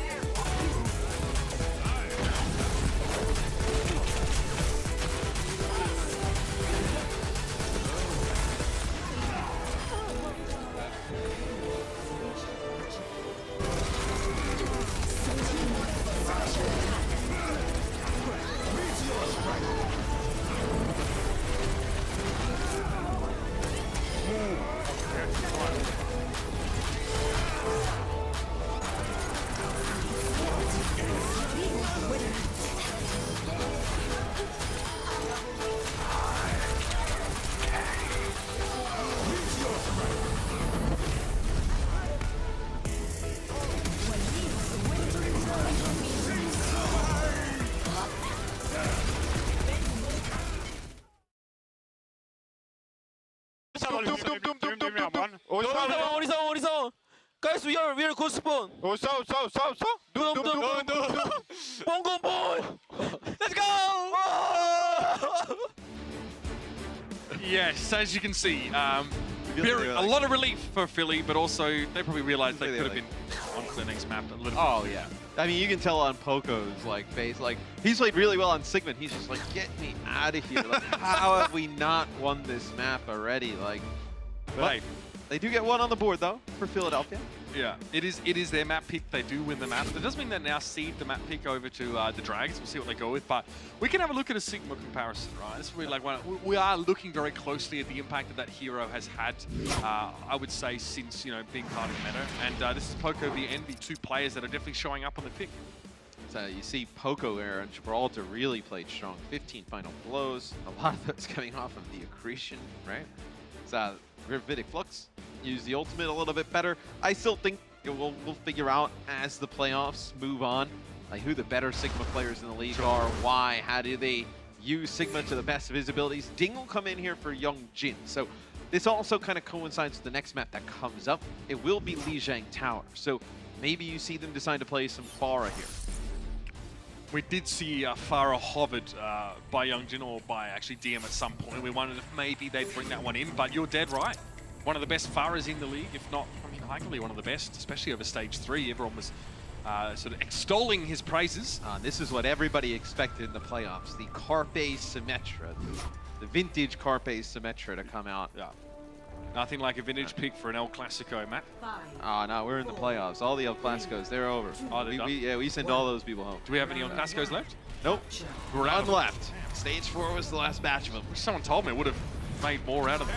Anyway. Yeah, you could have dressed up today, Thrown on one of those costumes. Yeah, I am my Johnny Cash cosplay, thank you very much. Poco onto the point. I mean, look at that, bro, the damage is so gross. The fact the fact that Boombox is able to get a triple kill with a biotic orb.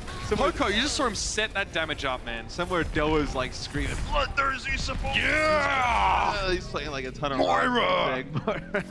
He's just headbanging while he's in solo queue, just running into the enemy backline, like, yeah! I told you guys her damage is... Where's the metal, man? I mean, look at actually that. Like... Oh my gosh. Well, I mean, a lot of that is set up by Poco with just the poke damage, but Carpe actually now play the Symmetra, so he's on Reaper here. He's got full control of the point. Barrage from up above. Oh dear. Can't get anything. Ding! It's a jungle out there, man. Things have changed. And that barrage doesn't leave nearly the kind of mark he would have hoped. Philly looked very strong early. And when Shanghai has run this Symmetra, like, I can think of like maybe like a few scenarios where it's looked pretty good, but otherwise it's been kind of mediocre. Like, I think Philly's done a good job of playing around it. Get into position. Yeah, or at least they've been able to, cut the Symmetra down before she can get up close. Right. They do a nice job, Philly, of when they see the Symmetra, like, they put down the shields but start moving back. And when they see the Symmetra's charge, they don't really put another shield out there. You have to go close the distance. Good pick here from Ding, though, taking out Boombox. That's not easy to do. There are so many shields that eliminations like that from Pharah do not come easy. Coalescence now from the Dragons. It's their turn to start the fight with it. And in predictable fashion, should be enough to win it. A little bit of extra shielding for Poco there after the kinetic grasp, but not enough. 67% to 0. Is if you're Philly and you lose the Moira, and that's a lot of just healing power that you lose there, is especially if you're going to try and bunker down on the point. You start taking a lot of the poke damage from the Pharah, it becomes very difficult. You don't have anyone to really challenge the Pharah either, so you're in a lot of trouble if you lose that Moira. So big ultimates online, man. Still a good chance for Philly to break this. I mean, they have all the ultimates. Gravitic Flux dropped them into a blizzard. We've seen that one a couple times already. Poco taking a lot of damage early. Ding is starting to rain it down on them, but they get rid of Iziaki. It's a headshot, man. EQO connects with an icicle. That kind of thing you can't rely on, but when it comes, it's a huge bonus. Envy couldn't get out from behind the shield there. And those barriers that are laid down by Poco and Sato, like trying to protect Carpe as he pushes on. If you're the Dragons, it's almost like hard to figure out where you can attack him from. They kind of put a barrier on both sides of Carpe as he goes into Gamsu and is able to just take him out with ease. You rotate to the point. You save these ultimates here for Philly, like you still just use the supercharger there. have the Graphitic Flux, you have the Coalescence and Sound Barrier, and Envy tries to use his ult. Shanghai, this is their last chance now. It's going to be tough for them to get a quick fight, so there's no way they're getting more than one here.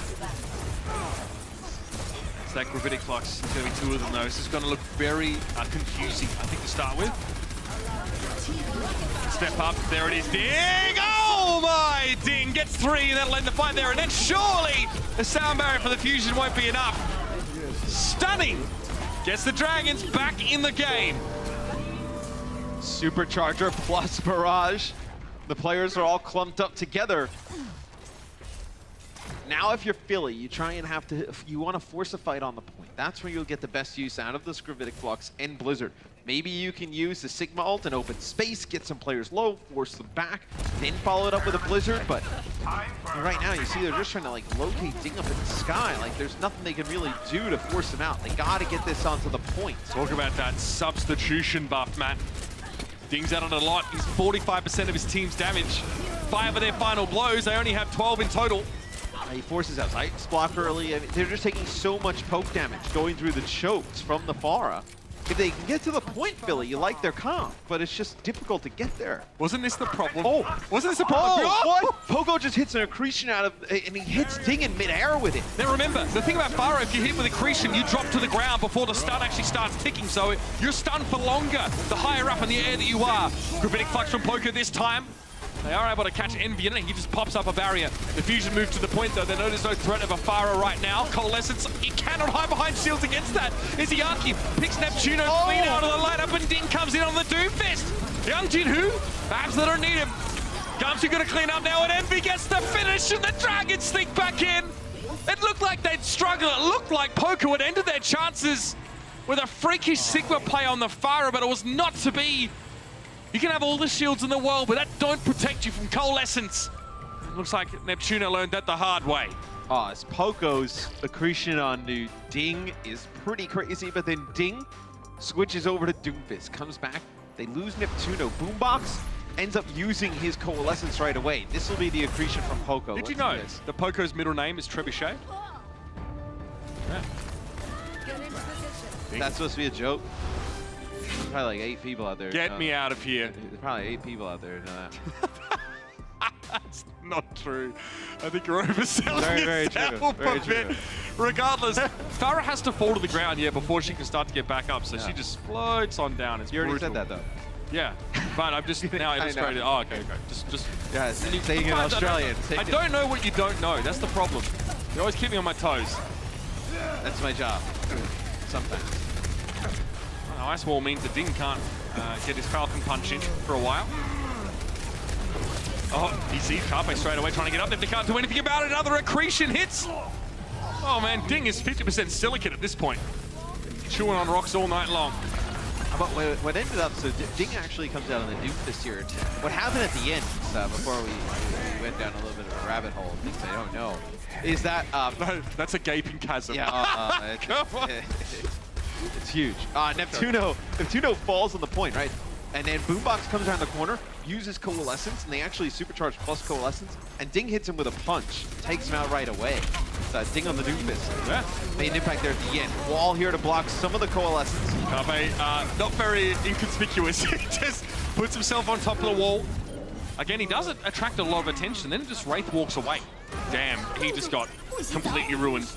Ding caught inside the Blizzard. Poco can look after himself, and now Gamsu's in trouble. His Fortify will give him enough time to get out. They brought Ding back into the fight. Philly are in control of the point here. The Dragons have to make a play. Now they have to do it short-handed. Oh, EQO! Yikes! Izayaki just eats that icicle. Now the Gravitic Flux. Poco is able to get Diem up there, and he's picked off by Sato. Philly, again, a good start. They need to finish off on these good starts, man. They've had so many of them. And it's a lot of just staying power on the point as Carpe just gets hit. Ding just comes flying around the corner. I mean, nothing Carpe can do. But just with the Maid, the Orisa, and the Sigma on the point, you're just able to survive for so long. The Maid can actually just kind of stall the point out on our own with Ice Block playing around that center pillar in the wall. Gumshoe takes a lot of damage early. Oh, he needs help. Someone give the boy healing. Ding tries to get the Poco. He doesn't quite make the rocket punch. And I mean, if you don't hit the rocket punch, you're in trouble. He has to get out. Eating a lot of this coalescence. The Dragon's going to fire back with one of their own now. DM, how many shields can you break with this? Well, approximately 0. Tries to go for the flash, but he doesn't quite get it. Tries to go for the 180. This looks better for Philly. Now the Graffiti Flux will send EQO up and down. But he's the only kill that Envy's able to get. Gamsu steps forward, trying to get rid of Sato. Does eventually find the kill. But that Graffiti Flux connects with 2 players. Even with the healing in the air from Coma, he can't keep both Envy and Gamsu alive. And Philly can strike back now. They stay in the map. Coma flies across the top. It'll be Yuziaki stepping up here on the Moira. He won't be hanging around for very long, though. Ding will try and charge in, get overtime. He does just trigger it. Coma's so annoying. Glides over the point, contests it. Can he do it again? No. Not able to fly to anybody, not able to get around the corner and onto the point. Philly looks really strong there on our second point of Lijiang Tower. You know, Philly, if Boombox doesn't get punched out of that coalescence, are we sitting at 2-2 right now? I mean, that is such a big ultimate, especially in the scenario it was used to keep some other members alive. So let's see, DM on the Widow, Ding on the Pharah. Do you roll out with this? Well, this would be interesting if you see the Brigitte-Lucio combination that could come out. Brigitte does have the adjustments that are on live, so the 3 armor packs, so very charges different. of armor pack, and it heals over time instead of giving immediate healing to the target. Nope. It'll be the Lucio Moira. So Carpe will play McCree. You probably realize that they're going to play the Pharah here. Oh no! Oh no! But it's doesn't matter. Feeding the holographic fishes. Well, you said a bunch of cool things. That didn't work. Well, I mean, it did work for Shanghai. For Philly, it was horrible. So we get a D.Va sighting here. So we have not really... Well, the D.Va's really one of the only things we haven't seen in the series. I mean, we've seen effectively everybody else, but Sigma just solves a lot of the problems that D.Va does. But the one problem that D.Va is much better at handling than Sigma would be the Pharah and the Widowmaker combo. Just the mobility of D.Va you want in that scenario. Ding unable to be a factor on the Pharah on the previous round, but here he absolutely can be. 1 and 2. Defense Matrix wasn't able to cover that over. Carpe gets the trade, actually. He's able to. He gets 3 quick kills. DM has to step up to the point, so the Widowmaker, it's impossible for her to be a factor here. She can't contest. And Carpe comes up with, what, 5 kills in that fight? Carpe just owns everybody on the point. Oh my god. You know, the starts go well for the Dragons at the beginning, and then everyone just kind of throws themselves at Carpe. So be in for sight here for DM. Spoiler alert, they're probably all going to play on the point when you have the May Reaper combination. Nobody going to be flanking on the outside. You can get a lot of poke damage here if you're Ding. It's just who's following it up. How are you getting in there following this up? Maybe it's Gamsu. You know, you try and set up a pile driver into rockets connecting. DM finds a body shot finish. I mean, he doesn't need to get those clean, crisp headshots he's known for. Okay, Carpe's dueling. Oh, great awareness by Ding. He gets involved. Maybe didn't even need to with Gamsu already there, but Carpe's gone. EQO will need a Blizzard to maybe stall this fight out. Yeah, Philly are going to invest ultimates here. They have to. Buying time. See if they can get the Reaper back in action. Carpe's respawn. But Carpe's being zoned out right now by DM. He actually can't get to the point because DM is watching him every step of the way. Must be frustrating for him that he can't help his team now that Ding drops yet another barrage. He gets EQO and a mech from Poco. And he'll be here to clean up. And Carpe finally arrives, but he couldn't do anything for the last 15 seconds. You see maybe Neptuna, I was going to say, maybe tries to stall this out. He'll go back with the rest of the team. So if you have sound barrier here, you hold on to your Blizzard. No real great opportunity to use it as. And Neptuno and Carpe try and get really aggressive and make a play on a DM. The Gamsu there able to help out. Some poke damage from Ding. They take out Carpe on the flank. Look, I mean, they still saved a couple ultimates. So they did use Coalescence, but they get that back so fast. EQA held Blizzard. Carpe now is the death boss. Sato is slumped here. You have to wait this out. Straight behind. Oh dear, okay, that concussive blast could have been bad. Carpe's able to avoid it. Here's the minefield though. Carpe's happy to traverse it now, especially with Wraith form available. EQO, oh no, the Blizzard's gone. Envy had a little bit too much notice given to him, and Carpe has to get behind the shield. He doesn't have Wraith Walk right now, and Sato had no way of escaping. Carpe was actually getting healed by Boombox there, but he Wraith Walked away from his Moira, presumably to try and find some more kills on key targets. He gets Gamsu, and that's another Coalescence now in the fight. 2 Coalescences in 2 consecutive fights from Boombox, and that'll help them pick up DM. Looks like they want a barrage out of Ding, but he's so far away. How does he connect with this? I mean, Poco just sees him and makes a beeline for him with the defense matrix out, and Philly have the point back. They're in control, and they're going to win this fight. Yeah, they're able to flip the point a little bit earlier, so they do get the progress now as Shanghai going to go back to the spawn. EQO makes a change to Tracer. Sato going to play Winston here. Tracer. Now we're going to see Diem's do this, as they want to commit to playing this far as. This might be their last chance. I mean, either team loses this fight, it could be devastating. Poco with a self-destruct. We've seen him just clutch rounds with those self-destructs. EQO needs to go back for some healing, a pit stop if you will, and then back to the back lines. Here we go. Bit of shielding now. Poco needs to be careful. He's a little bit low, and Coma has popped the Valkyrie, so extra healing now online for the Dragons, and they get rid of Boombox. That's huge. The Moira is now out of the picture, and Sato is down. Philly just get crushed in this fight. They didn't even have any ultimates to work with, to be fair. Only Poco's, but they're going to stall out for as long as they can. They will get a fight. Just the one, and it may not be exactly on their terms, Matthew. Oh, it's so difficult to lose Boombox during that scenario when he has Coalescence yet again. 2 rounds during this where they lose that is Diem's going back, and Envy just spawns. So to the Sombra. Maybe he's trying to shut down any sort of wrecking ball. 99% Philly are touching the point they have to be. Beginning the capture now. The rest of Shanghai are here. Sound barrier and Coalescence here for Philly. This could be a momentum builder or breaker for either of these teams. That is a convenient sound barrier timing. EQO wants a pulse bomb connection. Up to someone who could translocate away, no less. But Izzyarki's gone down. That's the Coalescence connecting. EQO trying to get away. He can't escape from Envy, though. He runs him down. 99 to 99, it is the last overtime. Ding tries to poke his head through the window, but it's rebuffed awfully quickly. Coma's able to fly in there and get a late resurrect on Izzyarki, and that gives a player advantage to Shanghai. Coalescence, self-destruct, it's all there. Poco hacked in mid-air now to get desuited, and Ding, he might be able to end this now with one fell swoop. Comes on in, here's the barrage, and there goes Poco. And that should be enough. Only a couple players left for Philly, and it will be Lijiang Tower for the Shanghai Dragons. They take themselves a match point. They make it 3-1 in this series. Philly is still in it, but man, that's gonna break your spirit. That was so close, man. Another map that goes down to the wire. Now, Philly wins one of them, but the other 2 that they end up losing, they're still in a really good spot to take those rounds. Just some poorly timed deaths by some of their players. We've got our game break coming up in just a moment. We'll get another chance to take a sidebar and break down the action as it's happened here in the Blizzard Arena. We'll see you in just a moment. The Overwatch League is brought to you by T-Mobile, now connecting 99% of Overwatch League fans. Catch your league on America's network, T-Mobile.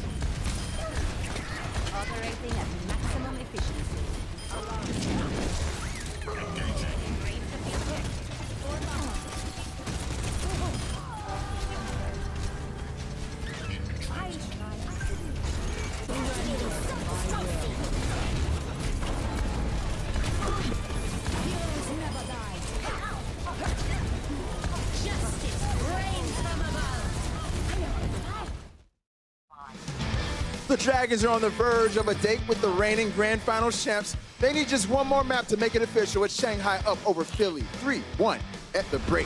What's up, everybody? It's time for a game break. Malik here. We got Brent. We got Sideshow. At the start of this match, it looked like the Shanghai Dragons were pretty much going to roll. They were running away with it in our last break. They were up 2-0. But the Philadelphia Fusion, they're showing some signs of life now, even though there's a map away from being eliminated. Yeah, I'd make an argument that they have been kind of just going down, kicking and screaming the entire time, to be honest. Kings Row was a coin flip away from actually being their map. Remember map 2. Anubis very close as well. They're going to be kicking themselves that they didn't manage to clutch a win there, especially, and only got the draw. But overall, very close series between these two teams. And a big stylistic difference, I think, which really helped them when we went into Anubis, actually. There was a lot of close areas where it could have been clutched out by either side. And I've got to give props to Youngjin because the guy's been a bit of an animal. He's been freaky on this Doomfist, but the way that the Philadelphia Fusion have approached this is clearly with a set game plan. They want to play Reaper Mei for the majority of this the entire time with Poco on the Sigma, and they believe that that is the best strat to carry them through. And I totally agree with you, Brad. They will be kicking themselves. The score is 2-2 coming into this break. Yeah, a brutal missed opportunity actually as well. But I will say this, I mean, if Philly end up not reverse sweeping because they've already got a point on the board, if they end up coming back from this and winning this series, I mean, do you need any more evidence that the Overwatch League is an anime than that? I mean, we thought it was killed, we thought it was done and dusted when Valiant got knocked out earlier, but I think Philly actually coming out on top in this match. There's a possibility, I can see it.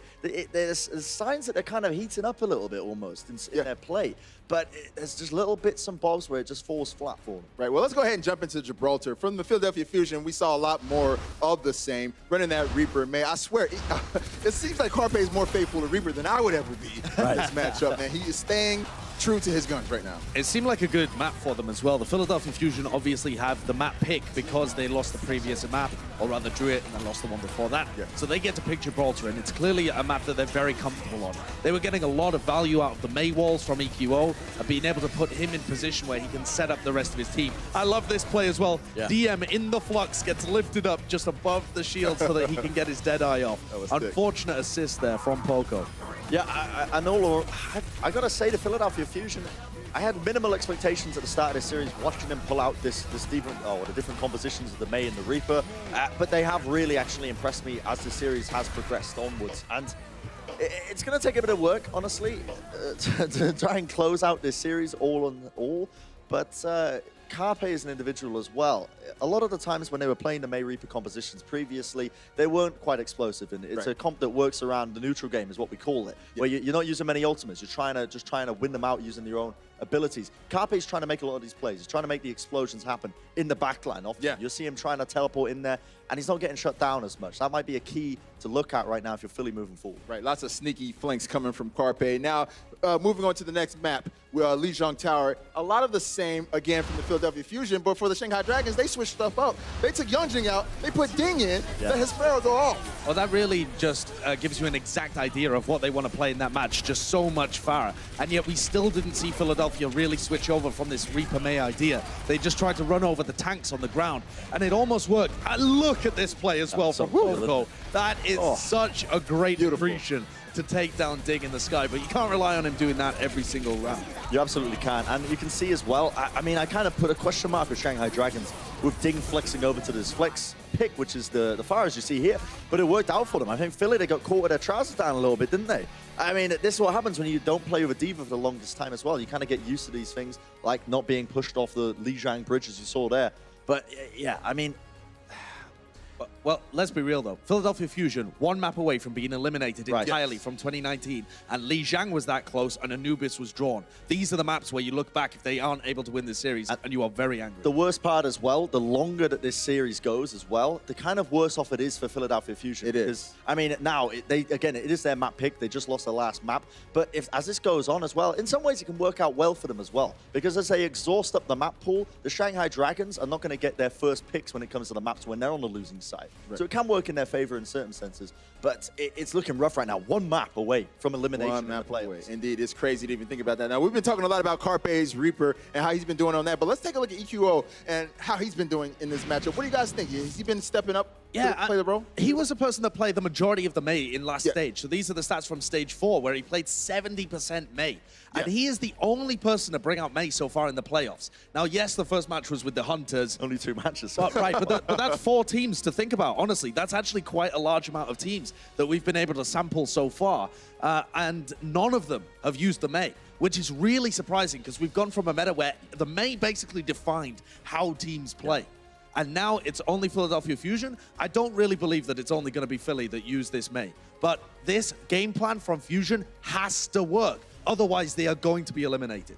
I'm super surprised, actually, that they're going forward with this composition. You think of Philadelphia, you think of a team that likes explosive characters. You're talking Widow Hanzo, things like that, trying to get those first pickups. But yeah, it's interesting that they're going with it, but hopefully they find some success with it. Indeed, indeed. Now, a friendly reminder to everybody watching at home that the winner of this match is going to move on to face off against our reigning champions, the London Spitfire. Now, you guys can see here, if you're the Fusion, I'm sure you want that run back. Oh, yeah. Sure. They were talking. We had a piece, an interview that we ran with the players beforehand. They desire that rematch against the London Spitfire, the revenge story, so that they can knock out the team that beat them in the grand finals in 2018. But at the moment, it doesn't look like they're even going to get to that point. Yeah. We might be robbed of that incredible grand finals rematch because at the moment, the Philadelphia Fusion have not really brought that level of potential to the table today. Indeed, indeed. Anything you guys see? Any glaring things that just Philadelphia Fusion can do to get back in there? It's not just glaring, but I will say as well, I mean, I hit on it just a minute ago, but the longer this series goes on, the better it is for Philadelphia Fusion because the map pool gets shrunk down into the final few maps. Once you pick one, you can't pick it again. So that can work in a lot of teams' favors when they're down like this. And this is the time where, you know, you start to be thankful that the playoffs kind of works like this with the pick and ban system with the maps. Well, not ban, I should say, just the pick system. But it could work in their favor, but they've just got to get that next map, which is going to be incredibly difficult for them. How hard is it to come back when you're down in a series like this, 3-1? Not many teams are capable of doing it. It requires great mental fortitude. Indeed. And it doesn't look like the fatigue is getting to the Shanghai Dragons at all. They just need one more map win, and they will advance in our play-in tournament. Can the Philadelphia Fusion get back into this match? We're going to see the conclusion of this one in just a bit. Stay tuned. Coca-Cola is the official refreshment of the Overwatch League.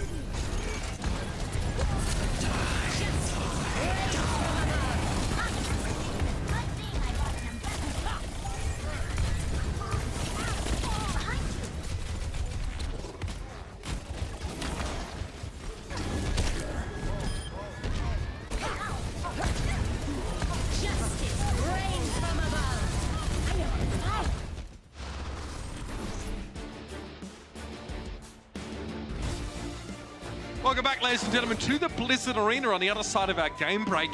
The Shanghai Dragons are on the precipice of advancing here in our playoffs, one step closer to ensuring their spot in our overall season playoffs. For Philly, well, I mean, they were in the mix last year, but now they're on the ropes. Yeah, so it's it's do or die now for Philly. I mean, it was for the entire series, but now with Shanghai on match point, it becomes a really tough road for Philly to win this series. Although the maps have been close, a lot of them even that Shanghai wins, you like how Philly played for a lot of the maps.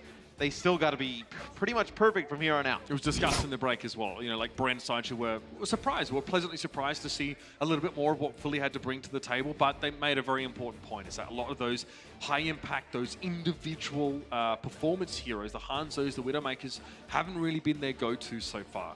They've got their damage dealers who are superstars in their own right, really focusing on trying to facilitate for the rest of the team and for the overall strategy. And it definitely works, and there's a reason why they're playing this. It's consistent, but over games like this, there's always a sense that consistency is what gets you through a season, right? It gets you through the week to week. This is where you want to be unleashing some of your superstars and just letting them take over the game. Yeah, I mean, it is difficult, though, because you do have a new meta with a new hero, a lot of balance changes to prepare for in a short turnaround. You're not able to really scout what the other team's going to do. You're pretty much just kind of going on hearsay around, like, you know, people who are scrimming them, people who are close to the team, what's going on, what are other people playing. So it was difficult for Philly to probably game plan for Shanghai. I think the way you kind of see Shanghai, when you see some of the subs, that's kind of how you gauge what they're going to play. But they played DM a lot today on a lot of different roles. Yeah. You mentioned how they can kind of telegraph their intent with who they're subbing in. Obviously, we saw, you know, Lijiang Tower, which is a map where you cannot play Pharah all the time. So Ding did have to switch. He played the Doomfist on Control Center, and the Dragons lost that map as soon as they switch over towards Garden. You know, the Pharah is back, having a big impact, and they're able to take the map away. I guess, you know, you roll the dice on that one and say, hopefully we don't get Control Center, and then see if they can take it away. Yes, I know Lijiang Tower is a map that Philly really could have taken. I mean, there are 2 times where Boombox gets the Coalescence on the first point, gets just punched blindly by Ding. Nothing really you can even do about it. Like, can't fade out of it, can't really, like, avoid it. I mean, Ding just comes flying around the corner. And then on the last point, you also had Boombox get taken out. We take a look at the Sigmas here on Lijiang Tower. Now, they didn't play, we didn't see it on Guard. Yeah, Poco's still, though, in the Sigma battle. Yeah, he's played a fantastic series. Yeah. I think definitely shown a lot of potential on the new hero. If you're Philly, you hope you get out of this series. Look, I get think him on a more. If we don't see Poco dominating in this way, then Philly are getting blown out. Oh, we're in the car on the way home. Yeah, I mean, we're chilling. We're listening to your mumble rap music and just kicking back. That's how it is. Yeah. I mean, now, I guess Philly going forward, it is their map choice now. So you're probably wondering why we're having a little bit of a discussion, a little bit of a mild delay here. Is that teams have been discussing the map selection process. Youngjin comes back in, by the way, as a substitute for Ding. It looks like Philly actually want to go back to a map they've already played in this series, and I believe the question was about whether that is okay, whether that's kosher. It seems like that is the case. So we're going to have a replay of a map. All right. Kings Row again. Kings Row. The salty run back version 2. So Philly had the choice between Eichenwald and Kings Row. I think this is the first time we've ever had a map, the same map. No, I believe we had it in last year's playoffs. I believe at the beginning of last year's playoffs, you were able to do this, I believe, or it was something that was discussed, and then I wasn't sure if it actually occurred. But looks like we're going to go back into Kings Row. This is a map that Philly looked really good on. They almost won it. So maybe they're able to win it back the second time. Yeah, I mean, if you didn't get to see the way the map played out, you know, Philly were very good on their attack. They had a huge time bank. The problem was is when it got to extra innings, like many of these maps have been. Philly, they start so strong and they tend to fall off a little bit there. They managed to, you know, work around Shanghai playing a McCree on defense, which seems so strange for us on Kings Row to play that one. But you pair it up with a Sigma, and all of a sudden, you still have a main tank on the low ground contesting the point, and your McCree has a personal bodyguard that hits like a truck and is able to give a shield to him. And that seemed to be really strong. So we'll see the Dragons defend again first, so keep an eye on how DM and Envy are playing together. I don't know if Philly quite know how to break that little pairing. So you see both teams sitting at 4 and 4. We already saw this map in the series, but, you know, there's one map I will personally allow in a series twice. It's Kings Row. Yeah, I'm happy with it. For Philly, though, I mean, this is a statement. This is where you're planting your flag and making your final stand. It's got to be Kings Row or bust. Lose this map twice. I mean, come on. Yeah, well, then you sorry, you shouldn't be in the playoffs. This is the one that you're picking, expecting to come out and win. You know, it's our second map in the series. They picked it up their first loss. And this is also a good map for May Reaper. If you can get the first point, get into the streets phase, you can do a lot of work with that combo. So Map 6, man, time flies. yeah, right. And also with being in map 6 and having the score 3-1, Philly wins the next 2. We would see an 8th map in what you would think of to be a traditional best of 7. So that is why we refer to things as the first of 4, this type of scenario. Gamsu was very lucky to get away there. His shield got broken down and he was about less than 25 health remaining. The picks are good from Philly. I mean, these guys mean business this time around. Now, Izayaki gets brought back to life, but Poco has closed the gap. Envy trying to protect. There's no Orisa here to protect the Dragons. Looks like they don't need it. Sometimes the best defense is a good old offense. Kape, though, embodying that himself. 2 quick kills. He'll try and drop down. Gamsu is low. It doesn't have a lot of healing right now. He has to back away, and Philly walk up onto the point. It's just Izayaki left. What an odd fight, but again, Philly go to the source of the Dragons' power. The McCree enveloped and entrenched in the backline. Now what does DM do? Does he decide to switch to the Symmetra that he was running on King's Row for a little bit? Because I feel like if you see him stay on the McCree, they're going to try and run this McCree down. You have a lot of shielding, you have the Mei wall extra. And they are playing Lucio in this composition, so you can see that's what Philly want to do, close the gap. And they've gotten really aggressive with the Lucio Reaper combo with Neptuno and Carpe constantly going, trying to make a play in the back line. Correct me if I'm wrong, but we don't really see, we haven't seen a ton of Lucio from a lot of teams playing these compositions. We see it now with the Moira in play more. Like when you play Moira or like, let's say like Ana, you see that a lot. And this will be a Blizzard that open things up. Youngjin's able to jump out, though, just to get in playing on the fringes. Deadeye, shields are low right now. Poco's already gone down to Youngjin, though, so DM, yeah, it ends up just being clean up at that point. Getting rid of the strongest performing player from Philly at the start of the fight seems like just good business. So that'll be Youngjin who gets back here, so he'll stay alive. As the Deadeye was really used here to just buy time, allow the tanks to stay alive, as you did have some players from Philly who could have came around the corner, finished off, let's say it'd be an Envy where Gamsu is Gamsu gets stunned up. So back down a little bit, but still wants to play up, wants to play in the cart. Meteor Strike coming in. Oh man, how do you get away from this one? I mean, you are stuck in here. Carpe's able to get away. No AoE damage, shield was put up. Rock thrown at Youngjin. Coma's down, and okay, it's gonna be Gravitic Flux here. Neptuno gets a sound barrier when he touches the ground though. Timing was good, but they'd already lost EQO and Poco, so that, yeah, take it back. That ultimate really not so good after losing 2 of your teammates. And he was stuck in the air, man. That's the problem. Lucio can't ult when he's in Gravitic Flux. He needs to wait till he touches the ground, and by then it was far too late. Still have a hold here from Shanghai's. Their point A defense was not good, but now holding at the choke, buying themselves a ton of time. Like if this was to go to the final point. So 3 minutes and 15 here for Philly. You're going to be working with your Sigma ult, your Death Blossom.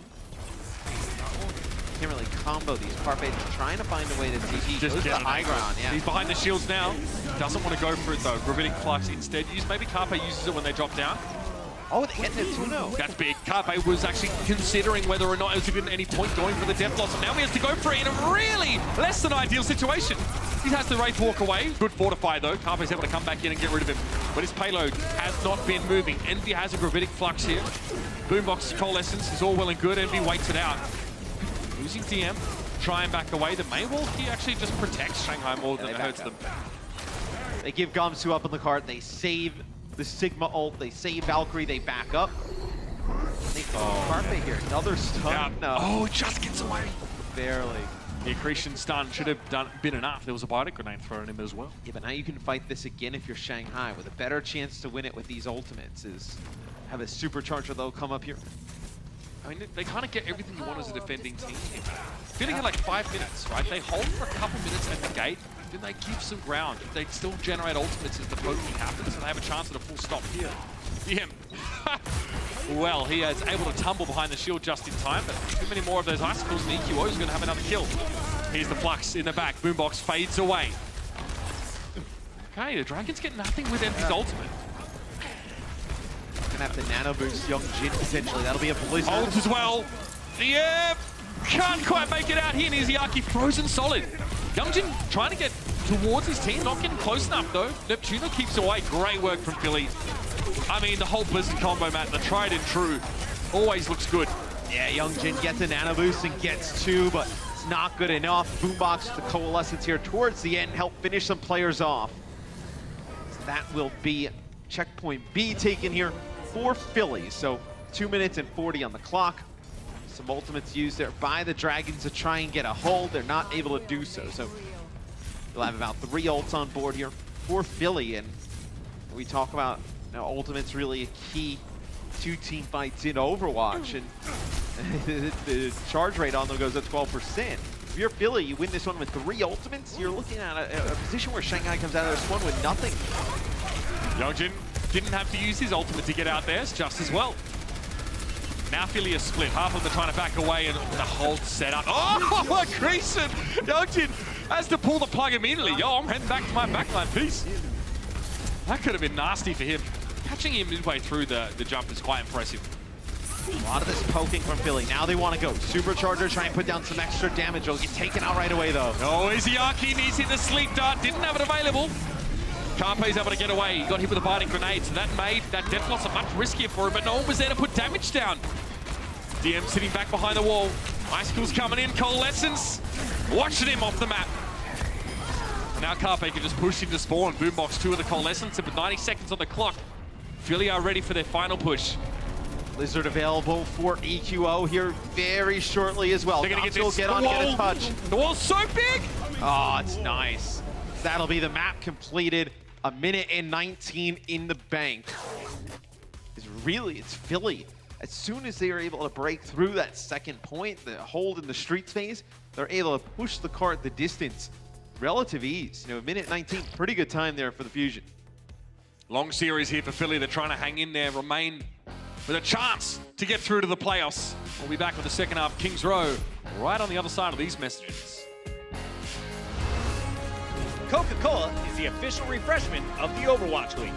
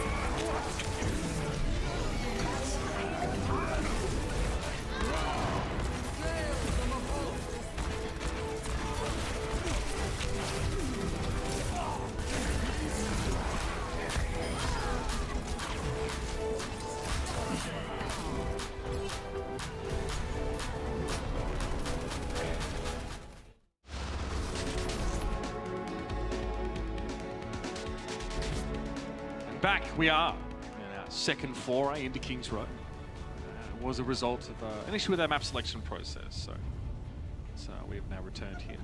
And if you want, we don't mind. Yeah, we like Kings Row. And if you want more info, it'll be coming. You'll get it. Got the Brains Trust. But you won't get it from us. That's right. Brains Trust in the front row. Show me the rulebook. I know what's in the rulebook. I know. What's up? Mitch waving to the fans here. Yeah.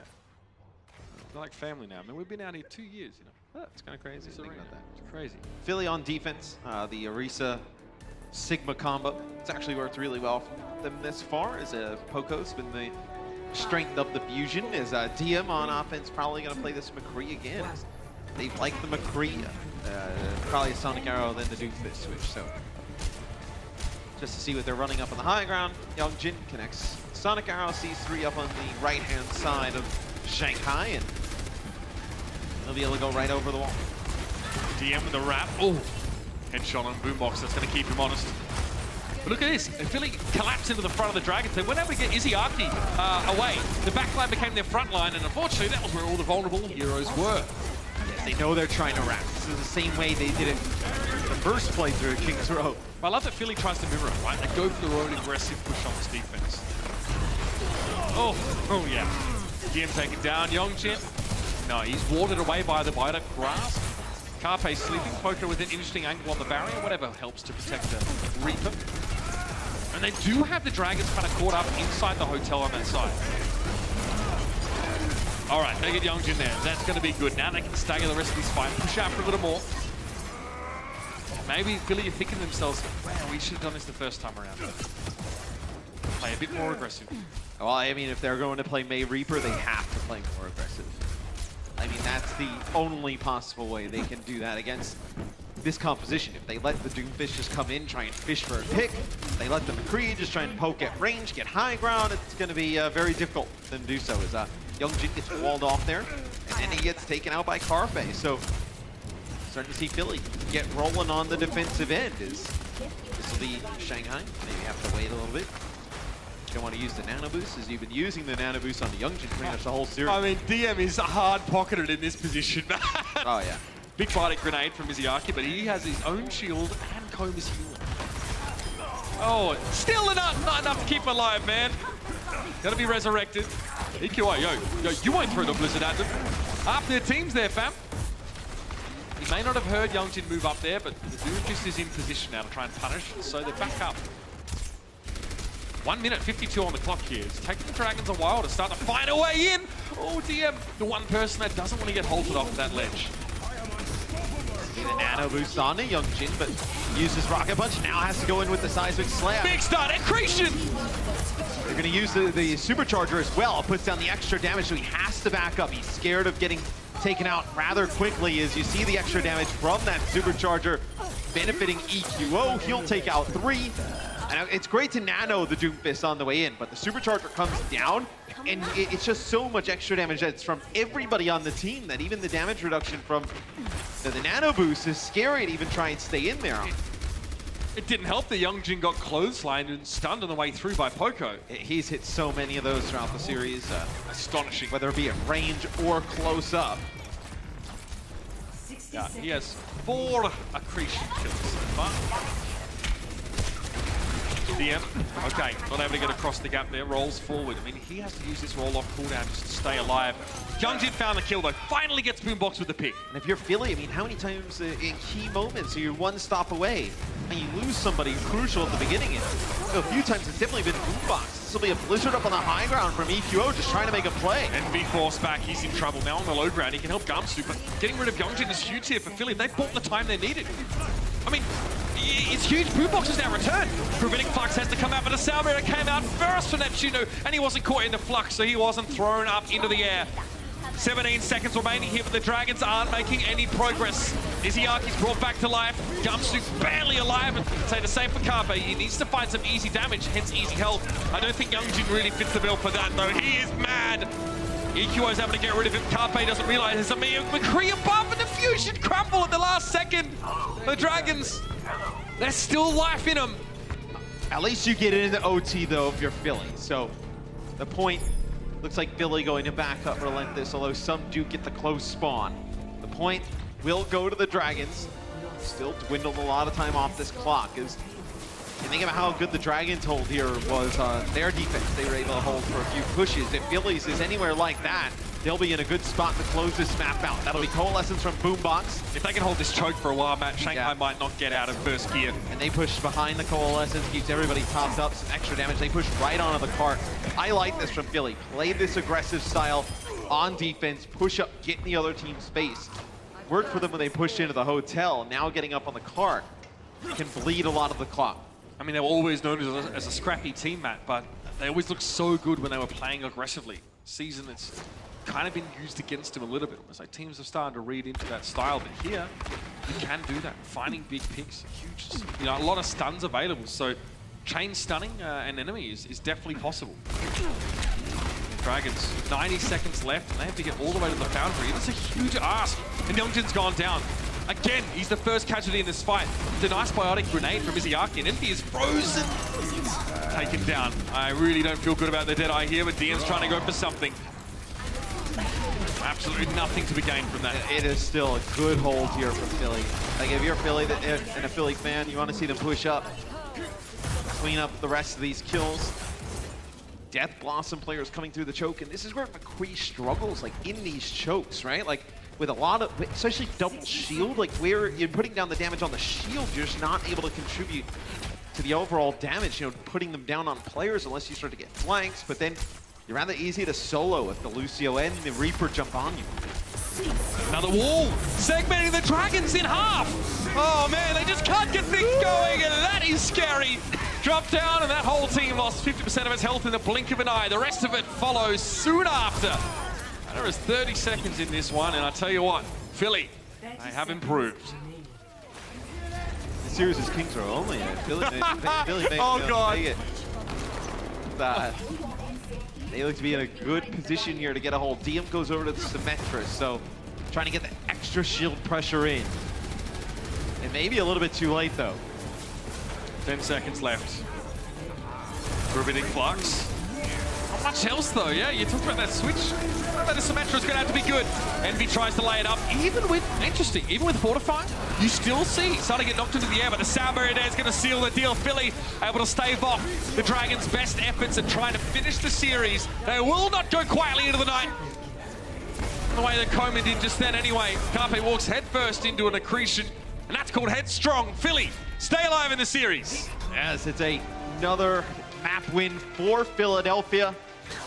Kings Row, the remix goes Philly's way, as they're able to run it back and get a big win here to put themselves right back in this series. So look, more Overwatch to be played. We'll probably be back with Kings Row right after this.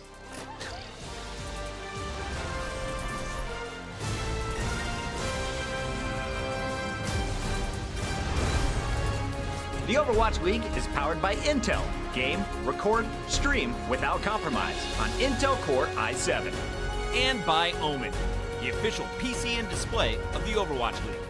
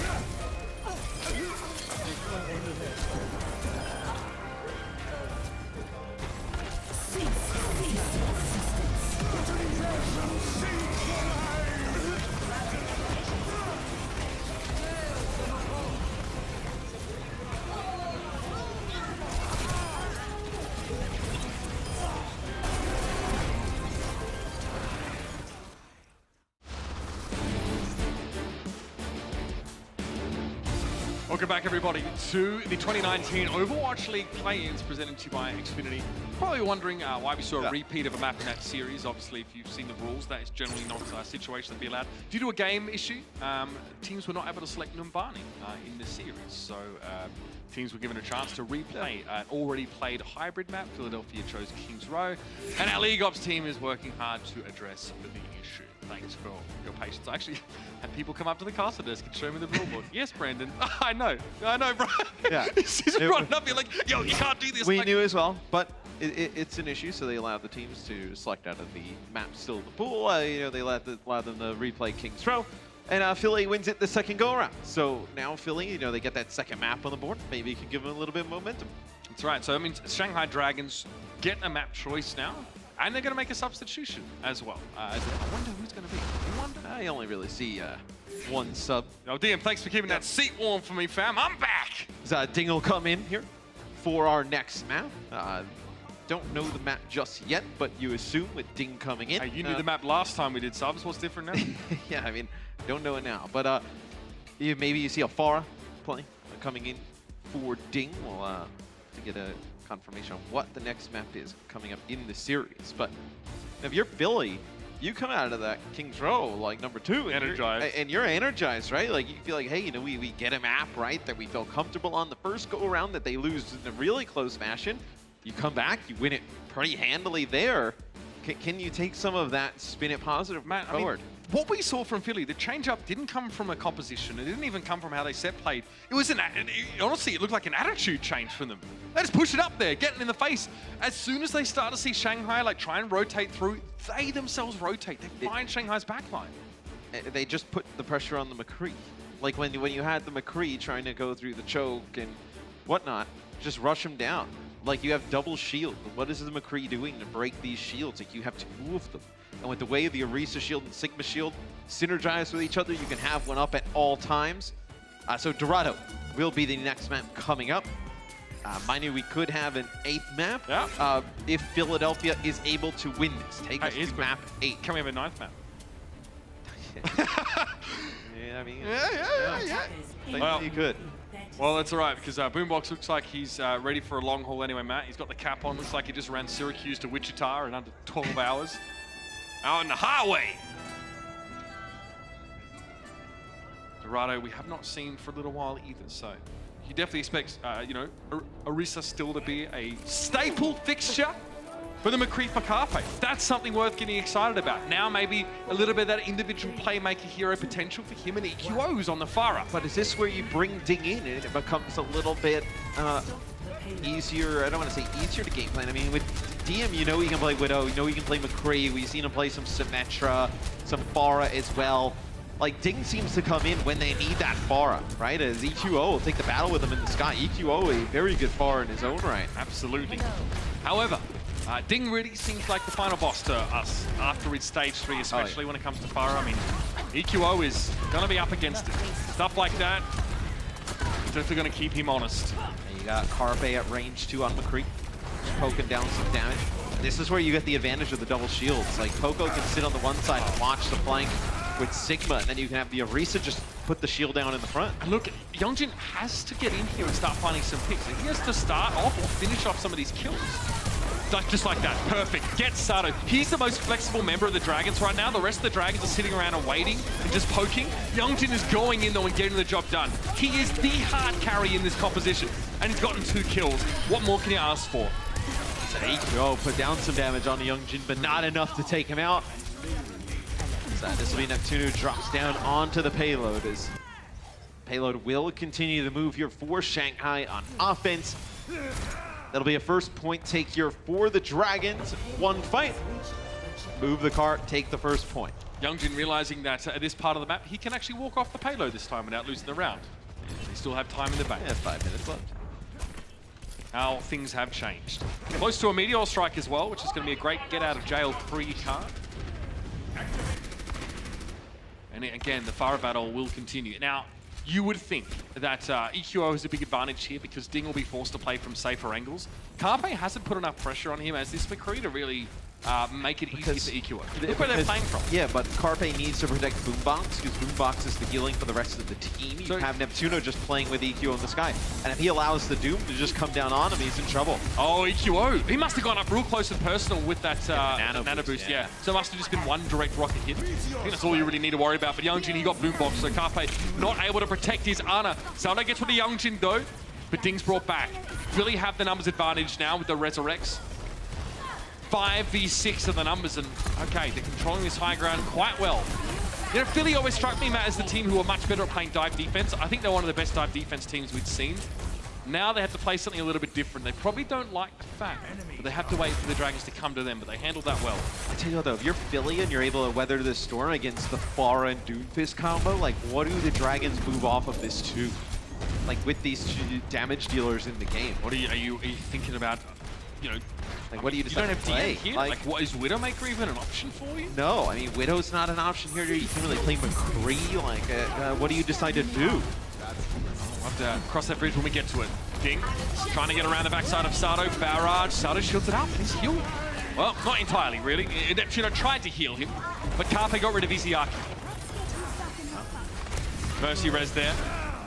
Neptuno is not in a position to resurrect Sato, though. He was way too far forward. And they'll hold ults, and they'll wait for Sato to come out of spawn. He potentially could get a hold underneath this bridge. You do have the barrage to use. Nano on the Ding. Oh, the Pharah damage, and Youngjin just goes in and gets the pick off on Boombox. Ding paved the way for him. He was just there to finish the dirty work. Neptuno has to quickly use Guardian Angel to get out of Youngjin's warpath. But that is a nice gravitic flux. Two caught up, and that one at Poco is dropped on his rear end. They've had a difficult time keeping Boombox alive. Whether, when the Doomfist comes into the backline on him is falls there. And that's a tough one for Philly because you're holding on to some of these ults to use them in that scenario. And you don't end up, if you end up losing a fight, you're not able to end up using your nano boost, your rocket barrage. You're still holding on to this. It's pretty much from the beginning of the game. And Carpe on with the Deadeye has not been able to use that either. So 3 big ultimates they've had no chance to use. Philly just being forced further and further back here. Bad spawns lead to snowball scenarios. Has given the Dragons a chance to build up ultimates on Youngjin and Gamsu especially. And EQO, he's getting pressured now by Izayaki as well as Ding. This McCree from Carpe needs to start bearing some fruit because there's been the EQO show so far. Izayaki, is he gonna make it? No, no way. Envy walks into the barrage and EQO had the damage. Koma will just accept his fate. Youngjin does get one on the way out, but that's it. I mean, you wish that fight was the fight they had over by the bridge with the Nano and the barrage as they're coming through, but because you lose Boombox early on to Youngjin and the rocket from Ding when he's nanoed in the previous fight, you don't have an opportunity to do it there. You would have loved if this was a point B hold. Is Carpe doing enough here on this McCree for Philly? I mean, Carpe right now is 31% of the team's damage. So he's hitting the shots. McCree, hitting the shots, getting them weak. It's just a lot of the times that we've been on with him or seen him there, it doesn't really look like he's kind of firing into the shield. Oh, he went in on his own. Neptuno tried to get to him with Valkyrie, but there was no healing available. Neptuno takes out Koma though, going Battle Mercy. Oh my, okay, Poco caught on the way down. Don't you dare. Alberto, don't you dare. Go back to your team, they need you more. Carpe taken down now, this is not good. It's DPS players falling like flies to Philadelphia. You have Supercharger. I think Sato's just trying to determine when he wants to use it. May not get a chance now as Ding comes in with the Nano Barrage after connecting with 2 rockets. Won't have a use of some of those ultimates as that'll be Shanghai completing the map with 1:59 on the clock. That timing works out so well for Ding. He gets Nano boosted the split second before he hits EQO with a point-blank rocket. And that just sent him flying. And then from there it's pretty much easy. That was a Mercy, sure, there's an Orisa. Pharah still reigns supreme on maps like this. Ding, 8 final blows. Youngjin, 13. Youngjin in as many final blows as the entirety of the Philly Fusion, and Youngjin is almost flatter deadlifting once more. His team has 28, he has 13. Without his strong Doomfist play today, and who knows how this series would have gone. He is repping it.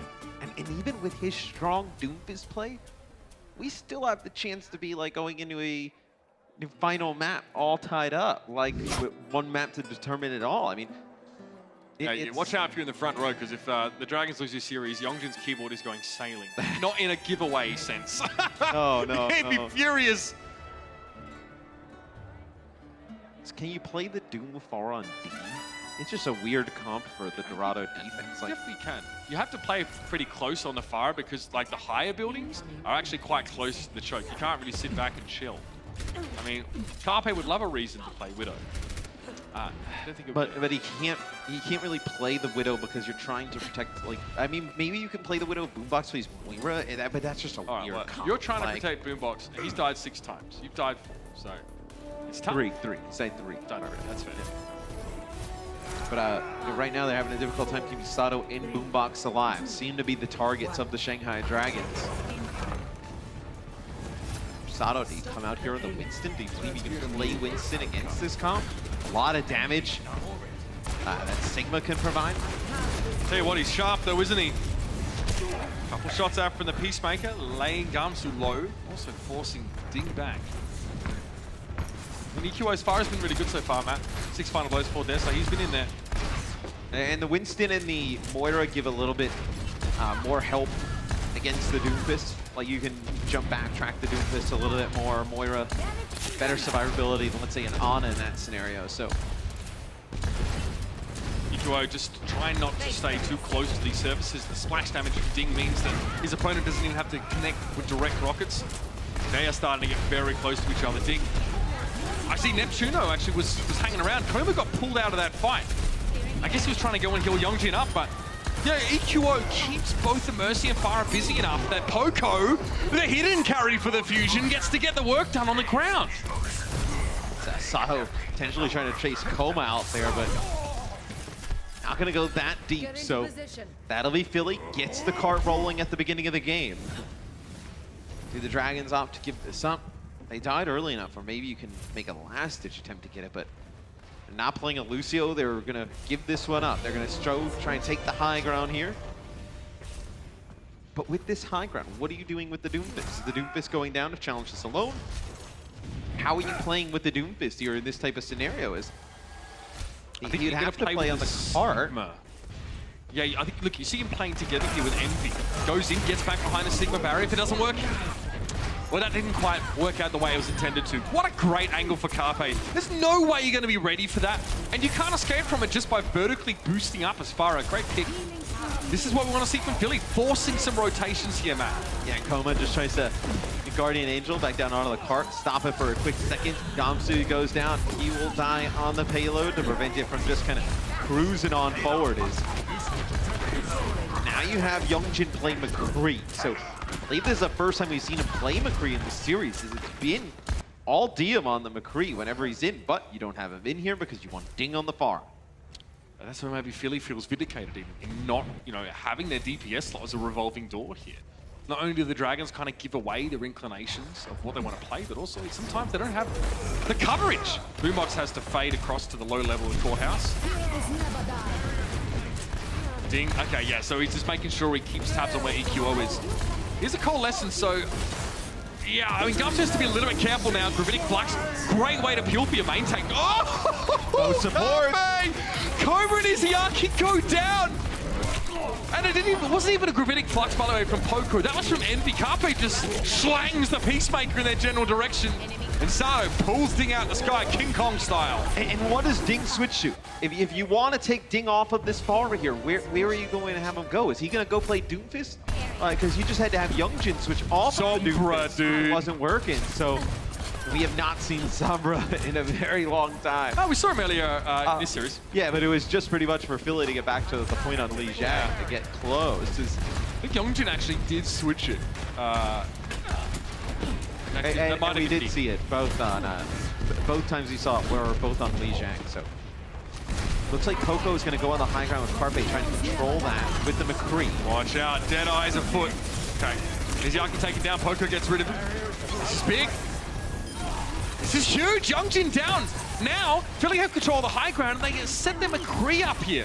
Yongjin's brought back to life. Yeah, they need someone to try and keep Carpe's head down up here, but the positioning for Yongjin is god-awful. And they jump on him with the Winston and the Pharah. They're able to just put pressure on that McCree. Is this Is this the timeline that we're living in now? Limited mobility on McCree. Is Philly getting very close to setting 3:45. Significantly better time than the Dragons. Gamsu pressured down. Sato trying to get into the cookie jar, but it's EQO that smashes it. Gamsu removed now by the barrage. Ding has to go for one of his own, but it's a little bit too far away. Can't even quite get Neptuno. Attempted resurrect there from Coma is foiled. And now Sato's going to get kept alive. The Winston pick for the Fusion comes out of the hat. I mean, they're probably expecting to pull a rabbit. Winston a little bit heavier, requires a couple more people to get it out. But once it's out, it pays off for the Fusion. They are well ahead on Dorado with a chance to even the series and take us to a deciding map. What the heck is going on?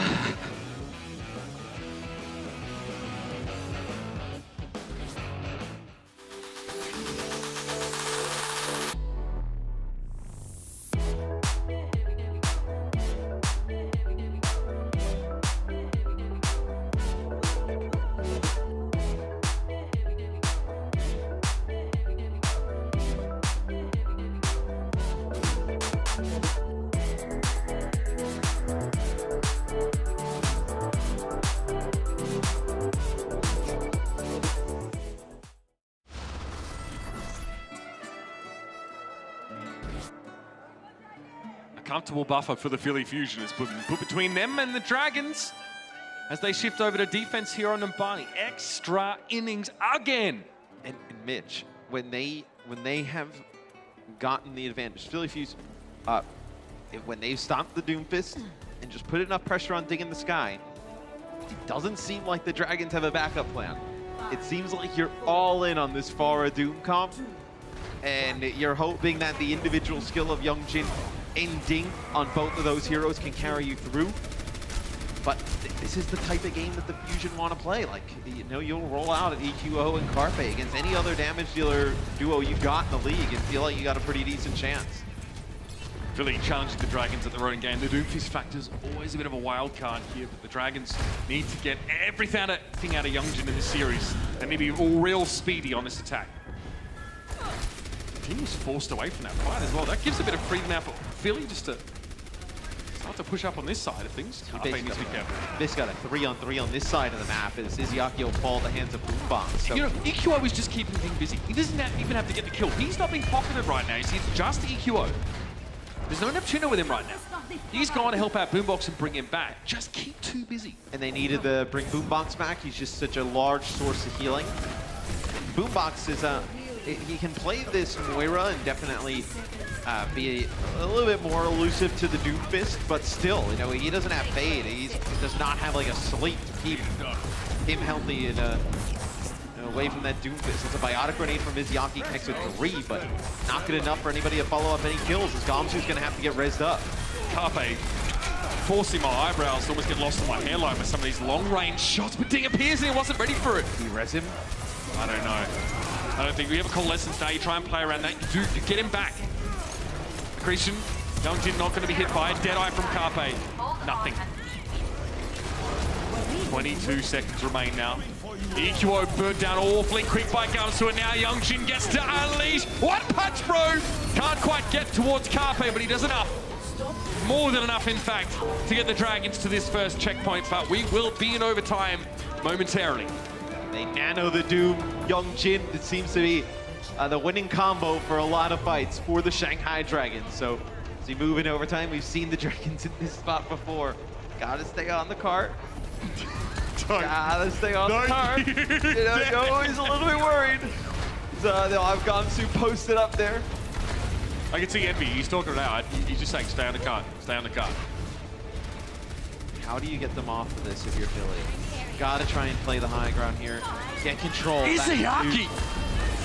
They have to res. I mean, you have to get EQO back. It's just too much. He's giving up too much progress now. There's 2-3 on the cart right now. Ding is, I mean, he loves playing his little cleft between the roofs, man. It's really hard to get line of sight on him. Philly have to push. They have to commit on this backside now because the cart's got too far. Koma's down. Big first pick. And that'll be enough. Neptuno goes in, finds Ding, realizes that there's no pocket left for the Pharah. In the meantime, though, Gamsu has been shunting this payload. Honest work for the Orisa, but that's as far as the Dragons will get. You can do this, though, if you're Philly. You get the point A if you're the Dragons. So you get it about almost halfway from A to B. But Philly's got 3 minutes and 28 in the clock. Although this is a lot like the first Kings Row. If you remember that one, Philly is the better time, but the Dragons are the one who ends up coming out on top in the end. Do we see a compositional change from the Dragons on defense? Do you believe you can play the Doom on defense? Much easier to play Doom on the offense. But then what? Very interesting. If not Doom, then what? McCree? Do you play McCree Farah on D? Just kind of match? I don't know, man. Yo, Youngjin, bet you we should play Brick now. The Winston is such a The Winston is such an interesting call from Philly. It is such a classic Philly style thing mixed in. And it's such an odd thing to kind of look at. It's like, well, you know, we've seen Sigma so much as like an off tank, but in this scenario, Sigma is like kind of your main. He becomes your anchor at the very least. And he's always playing on the cart and around with the shield.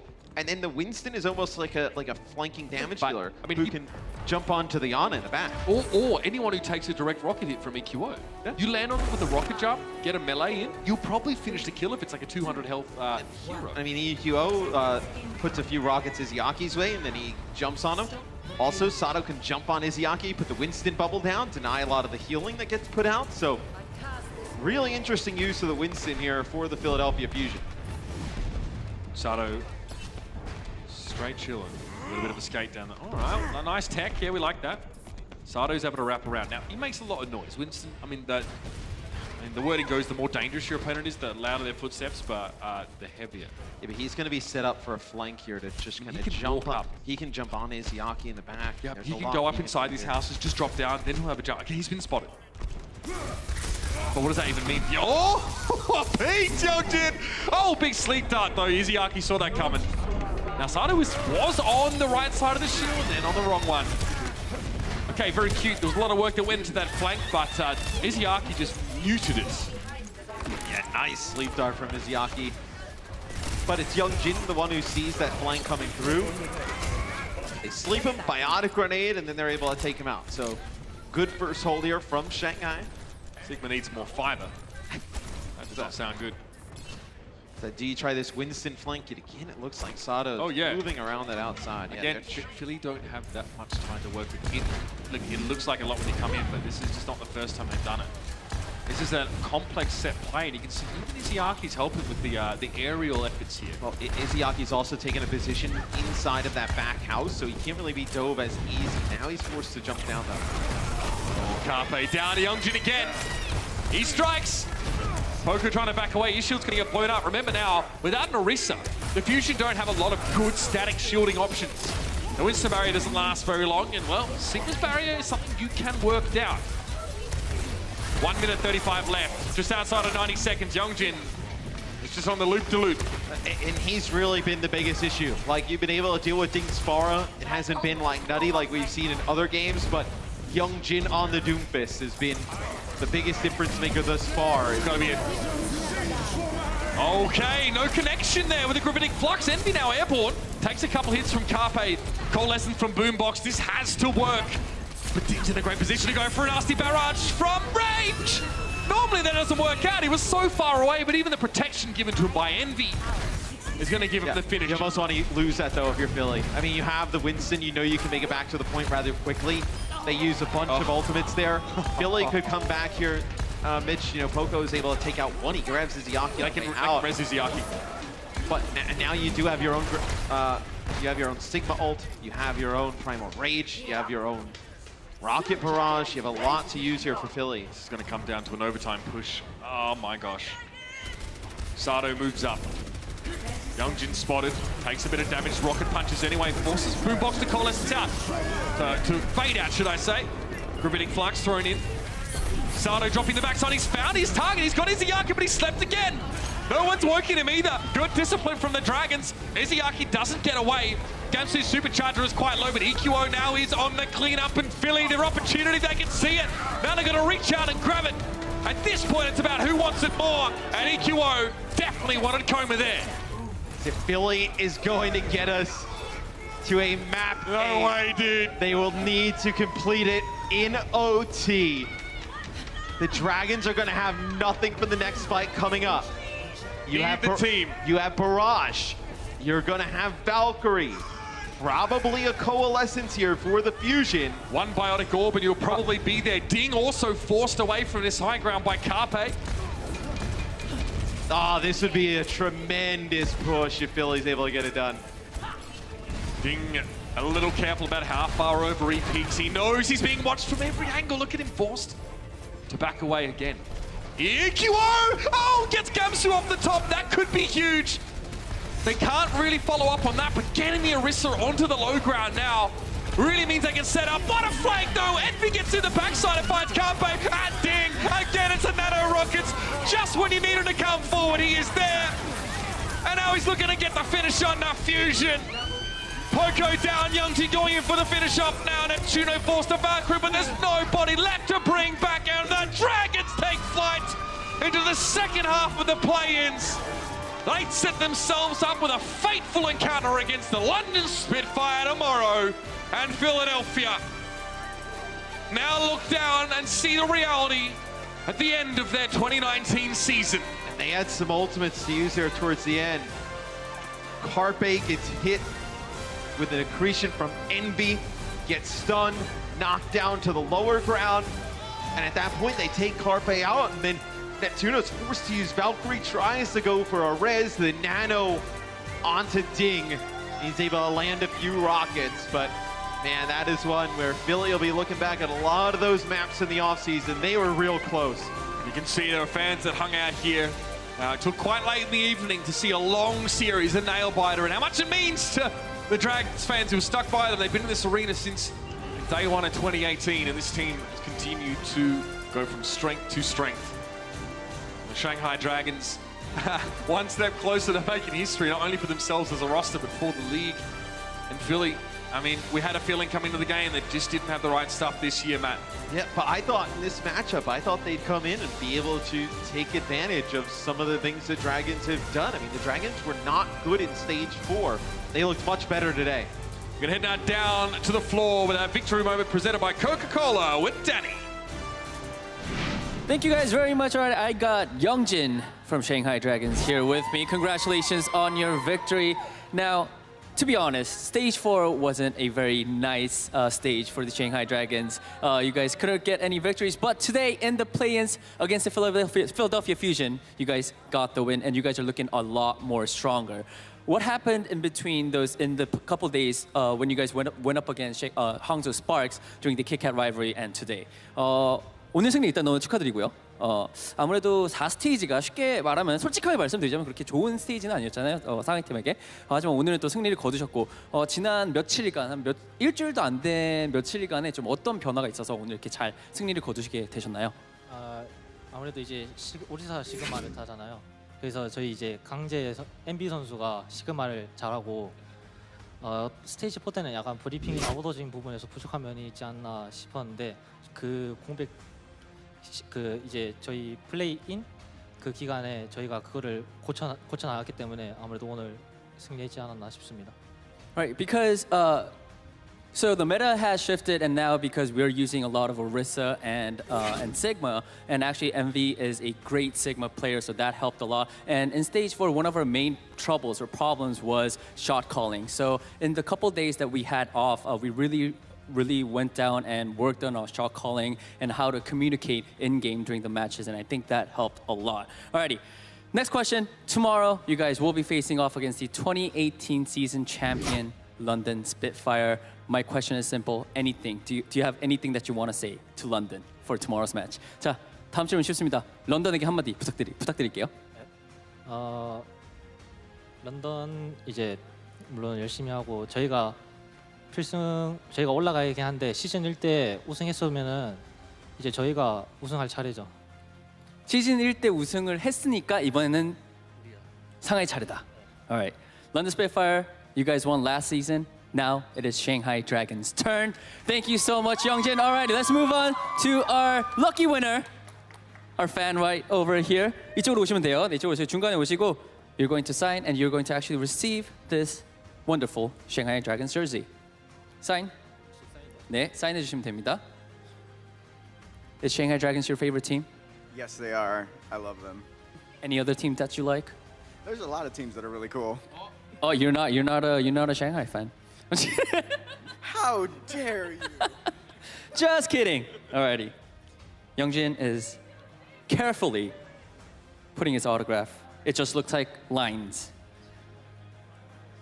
Is this gonna take 5 minutes? 이거 한 5분 정도 걸리나요? Okay, Youngjin says he's sorry. Sorry, guys. We will be done very quickly. All right, now he is writing more lines or drawing more lines. Here, let's all help. Jin, there you go. Yeah, here, let's hold this up. 이거 좀 들어주세요. Yeah, hold this up. Alrighty. Thank you so much. Congratulations, Youngjin. Good luck tomorrow. Casters, back to you guys. Thank you, Danny, for that victory moment presented by Coca-Cola. And the more of those autographs Youngjin signs, I guarantee you that's going to get a little bit. It'll get a little bit It's going to have to when there's lines of people. And maybe they'll be there in Philly to greet him. Maybe our Overwatch League season trophy will be clutched in a gauntleted fist, because it seems like teams that are able to field a strong, dominant Doomfist player, someone who could get in there and take responsibility for multi-kills to open these fights up, come out on top. He was huge for the Dragons today. We can take a look at the player of the match presented by Omen, and I think this is one that is pretty easy to give. I mean, Youngjin on Doomfist was phenomenal throughout the series, start to finish. Every time Philly was able to neutralize his Doomfist, they were able to get the advantage clearly. I mean, it was a game where Philly had a lot of moments where they looked really good, and a lot of moments where Doomfist was just running through their backline, and that was all Youngjin. I mean, he was phenomenal. And his role in this roster has changed so much after being a Brigitte play. Like in the past, he's reactive, right? Trying to shut down divers, trying to make life hard for Reinhardt, trying to land stunts. Now, it is proactive. Make the play. Start the fight off at a player advantage. Youngjin has done an unbelievably good job of it. 99 final blows. And the Doomfist going in and finding picks. It's just ridiculous. There were a couple of maps where he's close to Fletter deadlifting there. So just a standout performance. And look at those numbers, they don't lie. Incredible performance. You know, Doomfist has to do a lot more than just trade 1-for-1, Matt, and that's what Youngjin did. Yeah, and I think with Doomfist as well, it's just a lot about disruption. So we can take a look at where our bracket is currently. So London will play Shanghai tomorrow morning, 12 p.m. PT. And then right after that, you have Seoul Dynasty versus Guangzhou Charge. So I think if you're London, you probably expected Philly to win this, like the way the Dragons have looked. So maybe this kind of changes some of the game plans for London. And if I'm Seoul, I think the last team I want to see is Guangzhou. They have looked so good. You mentioned how good Doomfist is. You got Eileen coming in. That is not a good look for Seoul Dynasty. People still not completely sold on the Seoul Dynasty. It's going to be on Disney XD, the ESPN app, and Twitch TV. It's been quite a day. The Guangzhou Charge start off with a bang. They move forward now to the second round. On Watchpoint, we'll discuss that. We'll talk about Sigma, of course, and we'll talk about the results we've seen today. Stick around. Watchpoint is coming right up.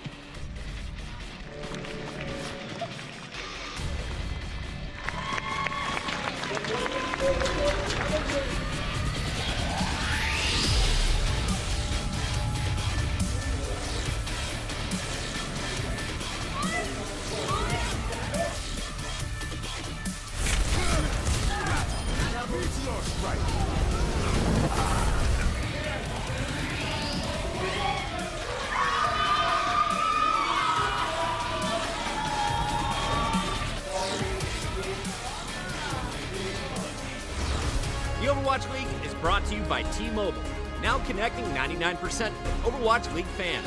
Catch your league on America's network, T-Mobile. And by Toyota, official North American partner of the Overwatch League. Toyota, let's go places.